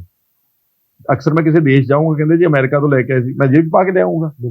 ਮੇਰੇ ਕੋਲੋਂ ਕੋਈ ਪ੍ਰਾਪਰਟੀ ਨਹੀਂ ਲੱਭੀ, ਇੱਕ ਮਰਲੇ ਦਾ ਪਲਾਟ ਨਹੀਂ ਲੱਭਾ। That's how the court ultimately supreme court ਨੇ ਮੈਨੂੰ ਉਸ ਸਾਰੇ ਕੇਸ ਤੋਂ ਜਿਹੜਾ ਬਿਲਕੁਲ ਬੇਗੁਨਾਹ ਤੇ ਬਰੀ ਕਰ ਦਿੱਤਾ। ਸੋ ਠੀਕ ਹੈ, ਤੁਹਾਡੀ ਥੋੜੇ ਵਕਤ ਵਾਸਤੇ ਬਦਨਾਮੀ ਹੁੰਦੀ ਹੈ, but ultimately if you are truthful, if you are clean, you can easily fight it out. ਇਹ ਮੇਰਾ ਮੰਨਣਾ ਹੈਗਾ ਔਰ ਮੇਰੇ ਨਾਲ ਇਹ ਵਾਪਰ ਕੇ ਹੈਗਾ। ਤੁਸੀਂ ਖੁਸ਼ ਹੋ ਬਈ ਆਪਣੀ ਜ਼ਿੰਦਗੀ ਤੋਂ? ਮੈਂ ਕਾਫੀ ਵੈਰੀ ਕੰਟੈਂਟਡ। ਖੁਸ਼ ਇਸ ਕਰਕੇ ਆ ਕਿ ਮੈਂ ਜਿੱਦਾਂ ਤੁਹਾਨੂੰ ਮੈਂ ਪਹਿਲਾਂ ਕਿਹਾ ਕਿ ਜਦੋਂ ਤੁਸੀਂ ਕੋਈ ਚੰਗਾ ਕਰਮ ਕਰਦੇ ਹੋ ਤੁਹਾਨੂੰ ਫਿਰ ਸੰਤੁਸ਼ਟੀ ਮਿਲਦੀ ਹੈ। ਬਹੁਤ ਸਾਰੇ ਲੋਕ ਤੁਸੀਂ ਦੇਖੋਗੇ ਉਹ ਬੇਚੈਨ ਰਹਿੰਦੇ ਨੇ, ਬਹੁਤ ਸਾਰਾ ਸਮਾਜ ਦਾ ਹਿੱਸਾ ਉਹਨੂੰ ਨੀਂਦ ਨਹੀਂ ਆਉਂਦੀ, ਬਿਕੋਜ਼ ਤੁਸੀਂ ਕੋਈ ਕੰਮ ਗਲਤ ਕਰਦੇ ਹੋ, ਤੁਸੀਂ ਬਾਕੀਆਂ ਤੋਂ ਲੁਕਾ ਰਹੇ ਆ ਸਾਰਿਆਂ ਤੋਂ। ਵਾਟ ਅਬਾਊਟ ਯੋਰ ਓਨ ਕੌਨਸ਼ੀਅਸ? ਤੁਸੀਂ ਰਾਤ ਨੂੰ ਜੋ ਅੱਖਾਂ ਬੰਦ ਕੇ ਸੌਂਦੇ ਸਾਰੀ ਰੀਲ ਆ ਜਾਂਦੀ ਤੁਹਾਡੇ ਸਾਹਮਣੇ ਜੇ ਤੁਸੀਂ ਕੰਮ ਗਲਤ ਕਰਦੇ ਹੋ। ਸੋ ਉਹਦੇ ਲਈ ਖੁਸ਼ ਰਹਿਣ ਵਾਸਤੇ ਤੁਹਾਡੀ ਡੀਡਸ ਅੱਛੀਆਂ ਹੋਣੇ ਚਾਹੀਦੀਆਂ, ਤੁਹਾਡੇ ਕਰਤੱਵ ਜਿਹੜੇ ਤੁਹਾਡੇ ਕਰਮ ਨੇ ਇਹ ਤੁਹਾਡੇ ਅੱਛੇ ਹੋਣੇ ਚਾਹੀਦੇ। ਜੇ ਖੈਰਾ ਸਾਹਿਬ ਤੁਸੀਂ ਅੱਜ ਪੋਲੀਟੀਸ਼ੀਅਨ ਨਾ ਹੁੰਦੇ ਤਾਂ ਇਸ ਤੋਂ ਇਲਾਵਾ ਹੋਰ ਕੀ ਹੁੰਦੇ? ਮੈਂ ਬਣਨਾ ਹੀ ਨਹੀਂ ਸੀ ਚਾਹੁੰਦਾ ਪੋਲੀਟੀਸ਼ੀਅਨ। ਨੋ, ਮੈਂ ਤਾਂ ਇੰਨਾ ਮੈਨੂੰ ਚੰਗਾ ਨਹੀਂ ਸੀ ਲੱਗਦਾ, ਬਿਕੋਜ਼ ਮੈਂ ਪੜ੍ਹਿਆ ਸੀਗਾ ਠੰਡੇ ਥਾਂ ਤੇ। I was in school bishop cotton Shimla, ਤੇ ਬੜਾ ਅੱਛਾ ਵੈਦਰ ਰਹਿਣਾ ਉੱਥੇ, ਸਪੋਰਟਸ ਮੈਨੀ ਮਲਟੀ ਐਕਟੀਵਿਟੀਜ਼ ਮੈਂ ਇੰਡਲਜ ਕਰਨਾ। ਮੈਂ ਬਹੁਤ ਅੱਛਾ ਸਪੋਰਟਸਮੈਨ ਰਿਹਾ, ਮੈਂ ਪੜ੍ਹਾਈ 'ਚ ਵੀ ਟੌਪਰ ਹੀ ਰਿਹਾ ਵਾਂ, ਠੀਕ ਹੈ। ਤੇ I was only son of my parents. ਮੇਰੀਆਂ ਭੈਣਾਂ ਤੋਂ ਬਾਅਦ ਮੈਂ ਹੀ ਇਕੱਲਾ ਸੀਗਾ। ਤੇ ਮੇਰੇ ਫਾਦਰ ਜਿੱਦਾਂ ਤੁਹਾਨੂੰ ਦੱਸਿਆ ਕਿ 80s ਦੇ ਦਹਾਕੇ ਵਿੱਚ ਜਦੋਂ ਮੈਂ ਪੜ੍ਹਾਈ ਖਤਮ ਕਰ ਰਿਹਾ ਸੀ, he was often detained under for political reasons. ਤੇ ਮੈਂ ਉੱਥੇ ਪਿੰਡ ਬਹਿ ਜਾਣਾ ਆਣ ਕੇ ਇਕੱਲੇ ਨੇ, ਮੈਨੂੰ ਲੋਕਾਂ ਨੇ ਮਿਲਣ ਲੱਗ ਜਾਣਾ, ਆਉਣਾ। ਉਹ ਜੋ ਛੋਟਾ ਮੋਟਾ ਕਿਸੇ ਦੁੱਖ 'ਚ ਗਿਆ, ਸੁੱਖ 'ਚ ਗਿਆ, ਕੋਈ ਕੰਮ ਕਰਤਾ, ਥਾਣੇ ਕਹਿ ਦਿੱਤਾ। ਤੋ ਆਈ ਗॉट ਇਨਗਲਫਡ ਇਨ ਪੋਲਿਟਿਕਸ। ਇਹ ਮੈਂ ਬਾਈ ਚੋਇਸ ਨਹੀਂ ਸੀਗਾ। ਅਗਰ ਮੈਂ ਨਾ ਫਰਜ਼ ਕਰ ਹੁੰਦਾ, ਜਦੋਂ ਮੈਂ ਕਿਹਾ ਕਿ ਮੈਂ ਫੇਅਰਲੀ ਇੰਟੈਲੀਜੈਂਟ ਸੀਗਾ ਤੇ ਮੈਂ ਕੋਈ ਕੰਪੀਟੀਸ਼ਨ 'ਚ ਬੈਠ ਜਾਂਦਾ, ਮੈਂ ਪਾਸ ਹੋ ਜਾਣਾ ਸੀਗਾ, ਜਾਂ ਮੈਂ ਕੋਈ ਛੋਟਾ ਮੋਟਾ ਆਪਣਾ ਕਰ ਜਾਂ ਖੇਤੀ ਕਰ ਲੈਂਦਾ ਸਿੰਪਲ। ਇਹ ਮੇਰੀ ਬਹੁਤੀ by choice. But once I got into it, ਫਿਰ ਤੁਹਾਡੇ ਲਈ ਚੁਣੌਤੀ ਆ ਕਿ ਹੁਣ ਕਿੱਦਾਂ ਕਰਨਾ, ਕਿਉਂਕਿ ਕੋਈ ਵੀ ਕੰਮ ਜ਼ਿੰਦਗੀ 'ਚ ਅੱਧੇ ਹਾਫ ਹਾਰਟਡ ਨਹੀਂ ਕਰਨਾ ਚਾਹੀਦਾ। ਜਾਂ ਤਾਂ ਨਾ ਕਰੋ ਜਾਂ ਫੁੱਲ ਥ੍ਰੋਟਲ ਚੱਲੇ। ਸੋ ਮੇਰੇ ਤਾਂ ਲਾਈਫ, ਜਿਹੜੇ ਲੋਕ ਮੈਨੂੰ ਜਾਣਦੇ ਨੇ ਮੇਰੀ ਕੌਂਸਟੀਟੂਐਂਸੀ ਦੇ, ਤੁਸੀਂ ਪਹਿਲਾਂ ਜ਼ਿਕਰ ਕੀਤਾ ਕਿ ਪਾਰਟੀਆਂ ਬਦਲੀਆਂ, ਹੁਣ ਫਿਰ ਮੈਂ ਕਹਿਣਾ ਹੰਕਾਰ ਨਾ ਸਮਝੋ, ਲੋਕਾਂ ਨੂੰ ਪਤਾ ਵਾ ਕਿਸੇ ਪਾਰਟੀ 'ਚ ਰਵੇ ਇਹ ਕੰਮ ਠੀਕ ਕਰੂਗਾ।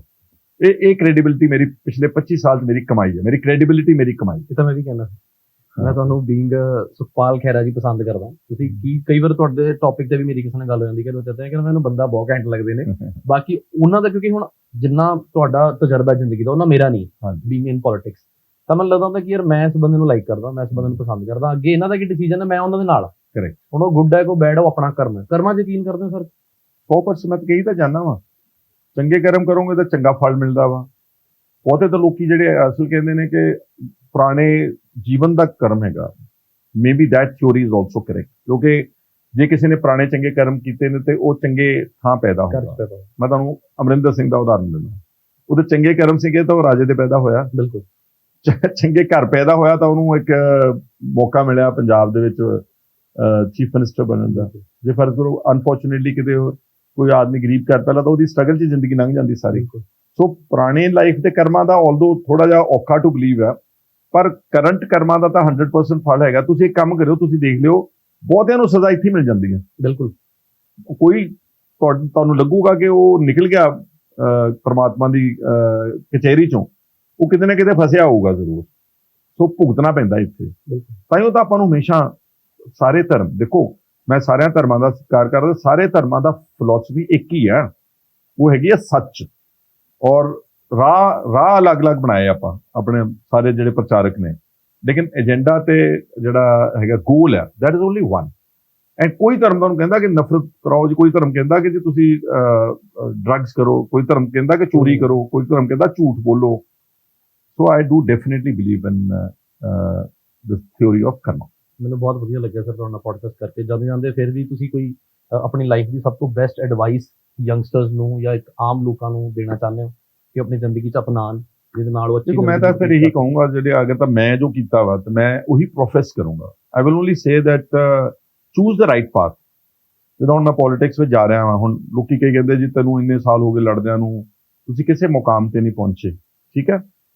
ਇਹ ਰਾਹ ਔਖਾ ਜ਼ਰੂਰ ਆ, ਪਰ ਤੁਹਾਨੂੰ ਮੈਂ ਇੱਕ ਗੱਲ ਦਾਅਵੇ ਨਾਲ ਕਹਿ ਸਕਦਾ ਕਿ ਜਿੰਨੀ ਤਸੱਲੀ, ਜਿੰਨੀ ਸੈਟਿਸਫੈਕਸ਼ਨ ਤੁਹਾਨੂੰ ਇਸ ਰਾਹ ਤੇ ਮਿਲਦੀ ਹੈ, ਉਹ ਸ਼ਾਇਦ ਮੈਂ ਹੋਰ ਕੋਈ ਬਣ ਜਾਂਦਾ ਇੱਧਰ ਉੱਧਰ ਛੇਤੀ ਨਾ ਮੰਤਰੀ ਸੰਤਰੀ, ਸ਼ਾਇਦ ਮੈਨੂੰ ਤਸੱਲੀ ਉਹ ਨਹੀਂ ਨਾ ਮਿਲਦੀ ਉਸ ਕਰਕੇ। ਸੋ ਮੈਂ ਤਾਂ ਜਿਹੜੀ ਗੱਲ ਮੈਂ ਕਰਦਾ ਪ੍ਰੈਕਟਿਸ, ਹਾਂ, ਔਰ ਇਹ ਵੀ ਕਹਿਣਾ ਚਾਹੁੰਦਾ ਕਿ sometimes this route is little longer, ਲੇਕਿਨ ਅਲਟੀਮੇਟਲੀ ਸਕਸੈਸ ਤੇ ਜਿਹੜੀ ਓਵਰਆਲ ਅਚੀਵਮੈਂਟ ਹੈਗੀ ਉਹ ਇਸੇ ਰੂਟ ਦੇ ਉੱਤੇ ਹੀ ਆ। ਤੁਸੀਂ ਥੋੜਾ ਸਮਾਂ ਲੋਕਾਂ ਨੂੰ ਮੂਰਖ ਬਣਾ ਸਕਦੇ ਹੋ, ਥੋੜਾ ਸਮਾਂ ਥੋੜੇ ਲੋਕਾਂ ਨੂੰ ਮੂਰਖ ਬਣਾ ਸਕਦੇ ਆ, ਸਾਰਾ ਸਮਾਂ ਥੋੜੀ ਜਿਹੀ ਜਨਤਾ ਨੂੰ ਮੂਰਖ ਬਣਾ ਸਕਦੇ ਆ। all the time you cannot just fool the entire people. So I believe by that theory, और मैं नौजवानों ਨੂੰ ਇਹੀ ਕਹੂੰਗਾ, ਪੜੋ ਅੱਛੇ ਤਰੀਕੇ ਨਾਲ। ਅੱਜ ਪੰਜਾਬ ਦੇ ਵਿੱਚ ਸਭ ਤੋਂ ਜ਼ਿਆਦਾ ਕੀ ਪ੍ਰੋਬਲਮ ਆ ਰਹੀ ਆ ਕਿ ਸਾਡੇ ਬੱਚਿਆਂ ਨੂੰ ਬਹੁਤ ਪੜ੍ਹਾਈ ਤੇ ਫੋਕਸ ਕਰਾਤਾ। ਪੜ੍ਹਾਈ ਦਾ ਜਿੰਨਾ ਪੜ੍ਹਾਈ ਦਾ ਇੰਪੋਰਟੈਂਟ ਹੈਗਾ ਨਾ ਐਸਪੈਕਟ ਲਾਈਫ ਵਿੱਚ, ਉਨਾ ਫਿਜ਼ੀਕਲ ਐਬਿਲਿਟੀ ਵੀ ਉਨੀ ਐਸਪੈਕਟ ਹੈ, ਉਨੀ ਐਕਸਰਸਾਈਜ਼ ਕਰਨਾ, ਸਪੋਰਟਸ ਕਰਨਾ। ਤੁਸੀਂ ਬੰਦੇ ਨੂੰ ਪੜ੍ਹਾਈ ਜਾਂਦੇ ਆ ਤੇ ਉਹਨੂੰ ਕੋਈ ਮੌਕਾ ਹੀ ਨਹੀਂ ਦੇ ਰਹੇ ਖੇਡਣ ਦਾ, ਉਹਦੀ ਜਿਹੜੀ ਗਰੋਥ ਹੈਗੀ ਆ it will not be 100% correct. ਕਿਉਂਕਿ ਜਦੋਂ ਤੁਸੀਂ ਐਕਸਰਸਾਈਜ਼ ਕਰਦੇ ਹੋ, ਤੁਸੀਂ ਆਪ ਵੀ ਕਰਦੇ ਆ, I can see you by your physical ability, ਤੁਸੀਂ ਜਿਮ ਜਾਂਦੇ ਹੋ, ਜੋਗਿੰਗ ਕਰਦੇ ਹੋ, ਫੁੱਟਬਾਲ ਖੇਡਦੇ ਹੋ, ਤੁਹਾਡੇ ਅੰਦਰੋਂ ਅੱਛੀਆਂ ਐਂਜ਼ਾਈਮਸ ਰਿਲੀਜ਼ ਹੁੰਦੀਆਂ which gives you happiness here. So sports ਕਰਨਾ ਬਹੁਤ ਜ਼ਰੂਰੀ। ਮੈਂ ਅੱਜ ਵੀ, my age is about 58 now, I am like regular keen jogger. ਹਾਂ, ਮੈਨੂੰ ਜਦੋਂ ਮੌਕਾ ਮਿਲ ਜੇ ਮੈਂ ਚੰਡੀਗੜ੍ਹ ਮੈਨੂੰ ਮੌਕਾ ਮਿਲ ਜੇ ਜਾਂ ਪਿੰਡ ਮਿਲ ਜੇ, ਆਈ ਕੈਨ ਜੋਗ ਫॉर ਅਬਾਊਟ 5 to 7 ਕਿਲੋਮੀਟਰਸ। ਹੁਣ ਮੈਂ ਆਫ ਲੇਟ ਥੋੜੇ ਜਿਹੇ ਵੇਟਸ ਸ਼ੁਰੂ ਕੀਤੇ ਬਿਕੋਜ਼ ਟੋਨਿੰਗ ਆ ਬਹੁਤ ਜ਼ਰੂਰੀ ਹੈ। ਸੋ ਮੈਂ ਵੇਟ ਸ਼ੁਰੂ ਕੀਤੇ, ਨਹੀਂ ਤਾਂ ਉਸ ਤੋਂ ਪਹਿਲਾਂ ਮੈਂ ਐਕਚੁਅਲੀ ਆਊਟਡੋਰ ਪਰਸਨ ਹਾਂ। ਮੈਂ ਬਾਹਰ ਹੀ ਜਾ ਕੇ ਜਦੋਂ ਚੰਡੀਗੜ੍ਹ ਦੀ ਲੇਕ ਤੇ ਆਪਣੇ ਖੇਤਾਂ 'ਚ ਨੱਠਣ ਚਲੇ ਗਿਆ। ਜਦੋਂ ਜੋਗਿੰਗ ਖਤਮ ਹੋ ਗਈ ਤੇ ਉੱਥੇ ਥੋੜੇ pushups, anywhere between 50 to 100 pushups. ਨਹੀਂ, not one time. One time means 30 ਕਰ ਲਏ, ਫਿਰ 25-30 ਫੇਰ ਕਰ ਲਏ, ਲਾਈਕ 50 ਤਾਂ ਫਿਰ ਵੀ ਵਨ ਟਾਈਮ ਹੋ ਜਾਂਦੇ ਆ ਪ੍ਰੋਪਰ ਪੁਸ਼ਅਪਸ, ਜਿਹੜੀ ਰਾਈਟ ਡਾਊਨ। ਸੋ ਇਹਦੇ ਨਾਲ ਕੀ ਹੁੰਦਾ ਕਿ ਤੁਹਾਡੀ ਸੋਚਣ ਸ਼ਕਤੀ ਤੇ ਇਫੈਕਟ ਪੈਂਦਾ। ਤੁਸੀਂ ਐਂ ਕਰੋ, ਪੜਾਕੂ ਬੰਦਾ ਖੜਾ ਕਰ ਲਓ ਤੇ ਇੱਕ ਨਾਲ ਉਹ ਕਰ ਲਓ ਜਿਹੜਾ ਪੜ੍ਹਾਈ 'ਚ ਵੀ ਚੰਗਾ ਤੇ ਇੱਕ ਨਾਲ ਖੇਡਾਂ 'ਚ ਵੀ ਆ, ਉਹਦੀ ਸੋਚਣ ਸ਼ਕਤੀ, ਉਹਦੀ ਪਰਸਨੈਲਿਟੀ ਡਿਫਰੈਂਟ ਹੋ। ਤੁਸੀਂ ਕਿਵੇਂ ਸੀ ਸਰ ਸਕੂਲ ਦੇ ਵਿੱਚ, ਕਾਲਜ ਦੇ ਵਿੱਚ? I was very good in school. College ਵਿੱਚ ਮੈਂ 100% ਪੂਰੀ ਪੜ੍ਹਾਈ ਨਹੀਂ ਕਰ ਸਕਿਆ। ਲਾਈਕ ਆਈ ਟੋਲਡ ਯੂ, ਮੇਰੇ ਫਾਦਰ ਨੂੰ ਡਿਟੇਨ ਕੀਤਾ ਜਾ ਕੇ, I so missed out the final things, but I was in school ਮੈਂ ਆਲਵੇਜ਼ ਟੌਪ 3 'ਚ ਰਿਹਾ। ਮੈਂ ਅੱਛਾ ਐਥਲੀਟ ਵੀ ਸੀਗਾ, ਮੈਂ ਫੁੱਟਬਾਲ ਪਲੇਅਰ ਵੀ ਸੀਗਾ, fairly good in cricket, hockey ਦਾ ਪਲੇਅਰ ਸੀਗਾ, swimming, boxing, all these things I would do. ਤੁਸੀਂ 58 ਤੇ ਮੈਂ 26, એનર્ਜੀ ਲੈਵਲ ਤੇ ਤੁਹਾਡਾ ਲੱਗ ਰਿਹਾ। ਤੁਹਾਨੂੰ ਦੇਖ ਕੇ ਮੈਨੂੰ ਮੋਟੀਵੇਸ਼ਨ ਆ ਰਹੀ ਕਿ ਤੁਹਾਡਾ ਕਿੰਨਾ ਸੰਘਰਸ਼ ਰਿਹਾ ਜ਼ਿੰਦਗੀ ਦੇ ਵਿੱਚ। ਔਰ ਮੈਨੂੰ ਪਰਸਨਲੀ ਬਹੁਤ ਜ਼ਿਆਦਾ ਅੱਛਾ ਲੱਗਿਆ ਤੁਹਾਡੇ ਨਾਲ ਪੋਡਕਾਸਟ ਕਰਕੇ, ਐਪੀਸੋਡ ਕਰਕੇ, ਔਰ ਮੈਂ ਹੋਰ ਤੁਹਾਡਾ ਜ਼ਿਆਦਾ ਵੱਡਾ ਫੈਨ ਬਣ ਗਿਆ। ਮੈਨੂੰ ਬਹੁਤ ਤੁਹਾਡੇ ਨਾਲ ਵੀ ਅੱਛਾ ਮਿਲ ਕੇ ਲੱਗਿਆ, and the work that you are doing is commendable. ਜਿੱਦਾਂ ਮੈਂ ਵਿੱਚ ਕਿਹਾ ਸੀਗਾ ਕਿ ਪਤਾ ਨਹੀਂ ਕਿੰਨੇ ਨੌਜਵਾਨਾਂ ਨੇ ਤੁਹਾਨੂੰ ਦੇਖ ਕੇ ਫੋਲੋ ਕਰਕੇ ਸਮਾਜ ਵਿੱਚ ਚੰਗਾ ਕੰਮ ਕਰਨਾ ਵਾ। ਸੋ ਮੈਂ ਇਹ ਵੀ ਕਹੂੰਗਾ ਕਿ ਸਾਰੇ ਆਪਣੇ ਨੌਜਵਾਨਾਂ ਨੂੰ ਕਿ ਮਤਲਬ ਜਿਹੜੀਆਂ ਮੈਂ ਗੱਲਾਂ ਕਹੀਆਂ ਕਿ ਫਿਜ਼ੀਕਲ ਐਂਡ ਐਜੂਕੇਸ਼ਨ, ਉਹਦੇ ਨਾਲ ਕੀ ਹੁੰਦਾ, ਇੱਕ ਤਾਂ ਜਿਹੜਾ ਬੰਦਾ ਫਿਜ਼ੀਕਲੀ ਐਕਟਿਵ ਉਹਨੂੰ ਡਰੱਗਸ ਵੱਲ ਜਾਣ ਨੂੰ ਦਿਲ ਹੀ ਨਹੀਂ ਕਰਦਾ। ਠੀਕ ਹੈ, ਥੋੜਾ ਮੋਟਾ social drinking everybody does, that's no issue at all. ਲੇਕਿਨ ਜਿਹੜੇ ਮੇਜਰ ਲਾਈਫ ਥ੍ਰੈਟਨਿੰਗ ਡਰੱਗਸ ਹੈਗੇ, ਜਿਹੜਾ ਚਿੱਟਾ, cocaine, heroin, this should be just avoided. ਉਹਦਾ ਅਵੋਇਡ ਕਰਨ ਦਾ ਇੱਕੋ ਤਰੀਕਾ ਕਿ ਤੁਸੀਂ ਕੋਈ ਨਾ ਕੋਈ ਫਿਜ਼ੀਕਲ ਐਕਟੀਵਿਟੀ ਜ਼ਰੂਰ ਕਰਦੇ ਹੋ। ਤੇ ਨਾਲ ਅੱਜ ਜ਼ਿਆਦਾ ਰੌਲਾ ਪਤਾ ਕੀ ਪਿਆ ਹੋਇਆ ਕਿ ਪੈਸੇ ਦੀ ਦੌੜ ਹੈਗੀ ਹੈ। ਪੈਸੇ ਵੀ ਜ਼ਰੂਰ ਕਮਾਓ, ਬਿਕੋਜ਼ ਯੁੱਗ ਇਹੋ ਜਿਹਾ ਕਿ ਪੈਸੇ ਤੋਂ ਬਗੈਰ ਗਤੀ ਨਹੀਂ। ਪੈਸਾ ਜ਼ਰੂਰ ਚਾਹੀਦਾ, ਲੇਕਿਨ ਉਹ ਪੈਸਾ ਫੇਅਰ ਤਰੀਕੇ ਨਾਲ ਹੋਊਗਾ ਤੇ ਫਿਰ ਉਹ ਲੌਂਗ ਟਰਮ ਤੁਹਾਡੀ ਅਚੀਵਮੈਂਟ ਹੈ। ਬੇਈਮਾਨੀ ਨਾਲ ਪੈਸਾ ਕਮਾਇਆ, ਜਿੰਨੀ ਬੇਈਮਾਨੀ ਨਾਲ ਕਮਾਉਣੇ ਉਨੀ ਛੇਤੀ ਨਿਕਲ ਜਾਂਦਾ। ਸੋ ਪੈਸਾ ਵੀ ਕਮਾਓ, ਆਪਣੀ ਲਾਈਫ ਨੂੰ ਅੱਛੇ ਲੀਹਾਂ ਤੇ ਲੈ ਕੇ ਚੱਲੋ, ਤੇ ਨਾਲ ਜਿਹੜਾ ਆਪਾਂ ਨੂੰ ਸਾਰੇ ਧਰਮ ਦਸਵੰਧ ਕੱਢਣਾ ਸਿਖਾਇਆ। ਮੈਂ ਨਹੀਂ ਕੱਢ ਸਕਦਾ, ਮੇਰੇ ਕੋਲ ਹੈ ਹੀ ਨਹੀਂ ਗਏ ਨੇ, ਬਟ ਆਈ ਵੁੱਡ ਸੇ ਕਿ ਦਸਵੰਧ ਨਾ ਕੱਢੋ, ਪੰਜਵਾਂ ਹਿੱਸਾ ਕੱਢ ਸਕਦੇ ਆ, 2 ਪੈਸੇ ਕੱਢ ਸਕਦੇ ਹੋ, 1 ਪੈਸਾ ਕੱਢ ਸਕਦੇ ਹੋ। It also is a very good thing in life. Help others. ਮਤਲਬ ਮੈਂ ਜਿਹੜਾ ਫਰਜ਼ ਤੁਸੀਂ ਪੁੱਛਦੇ ਕਿ ਯੁਵਾਪਾ ਲੜਦੇ ਆ, ਮੈਨੂੰ ਉਹਦੇ 'ਚ ਸੈਟਿਸਫੈਕਸ਼ਨ ਮਿਲਦੀ, ਮੇਰੀ ਕੰਟਰੀਬਿਊਸ਼ਨ ਉਹ, ਮੇਰੀ ਚੈਰਿਟੀ ਉਹ ਆ।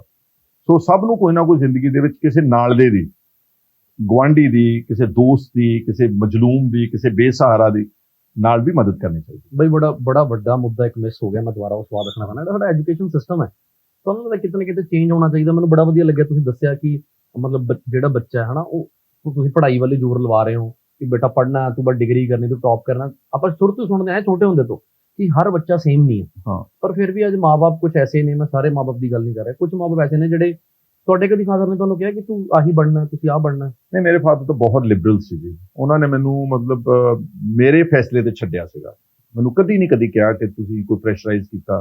ਹਾਂ, ਇਨਫੈਕਟ ਸਪੋਰਟਸ ਲਈ ਪ੍ਰੈਸ਼ਰਾਈਜ਼ ਕਰਦੇ ਸੀ। ਉਹ ਮੈਨੂੰ ਕੋਲ ਖੜ ਕੇ ਡੰਡ ਮਰਵਾਉਂਦੇ ਸੀਗੇ ਤੇ ਬੇਟੇ ਜਦੋਂ ਮੈਂ ਛੁੱਟੀਆਂ ਹੁੰਦਾ ਸੀ we to get 3 months leave in Bishop Cotton school ਮੈਂ ਵਿੰਟਰਸ ਰੋਜ਼ ਸਵੇਰੇ ਮੈਨੂੰ ਉਠਾਉਣਾ ਤੇ ਮੈਨੂੰ ਕੋਲ ਕਰਕੇ ਅਦਰ ਇਸ ਤੋਂ ਇਲਾਵਾ ਉਹਨਾਂ ਨੇ ਮੈਨੂੰ ਕਦੀ ਨਹੀਂ ਕਿਹਾ ਮੈਂ ਆਪਣੀ ਜ਼ਿੰਦਗੀ ਦੇ ਫੈਸਲੇ ਪੂਰੇ ਖੁੱਲ੍ਹ ਕੇ ਆਪ ਲੈਣੇ ਔਰ ਇੱਕ ਹੋਸਟਲ ਵਿੱਚ ਜਾਣ ਦਾ ਫਾਇਦਾ ਹੁੰਦਾ ਕਿ ਤੁਸੀਂ ਇੰਡੀਪੈਂਡੈਂਟ ਮਾਈਂਡਡ ਬਣ ਜਾਂਦੇ ਹੋ ਘਰਾਂ 'ਚ ਜਿਹੜੇ ਬੱਚਿਆਂ ਨੂੰ ਰੱਖਦੇ ਨੇ ਉਹਨਾਂ ਨੂੰ ਬਹੁਤ ਪੜੋਸ ਕੇ ਰੱਖਦੇ ਨੇ ਬਹੁਤ ਉਹਨਾਂ ਨੂੰ ਮਤਲਬ ਪਿਆਰ ਦੇ ਚੱਕਰ ਵਿੱਚ ਪਿਆਰ ਇੱਕ ਗੱਲ ਇਹਦਾ ਵਾ ਪਰ ਪਿਆਰ ਕਰਦਿਆਂ ਤੁਸੀਂ ਕਈ ਵਾਰੀ ਬੱਚੇ ਨੂੰ ਇੰਨਾ ਕੁ ਬਣਾ ਦਿੰਦੇ dependent allow the child to grow himself allow the child to be absolutely independent ਇਹ ਬਹੁਤ ਐਜੂਕੇਸ਼ਨ ਤੁਸੀਂ ਗੱਲ ਕਰਦੇ ਦੇਖੋ ਐਜੂਕੇਸ਼ਨ ਮਾਡਲ ਸਾਡਾ ਚਲੋ ਚੱਲੀ ਜਾਂਦਾ ਵਾ whatever they have made ICSE, CBSE, post schooling and post graduation.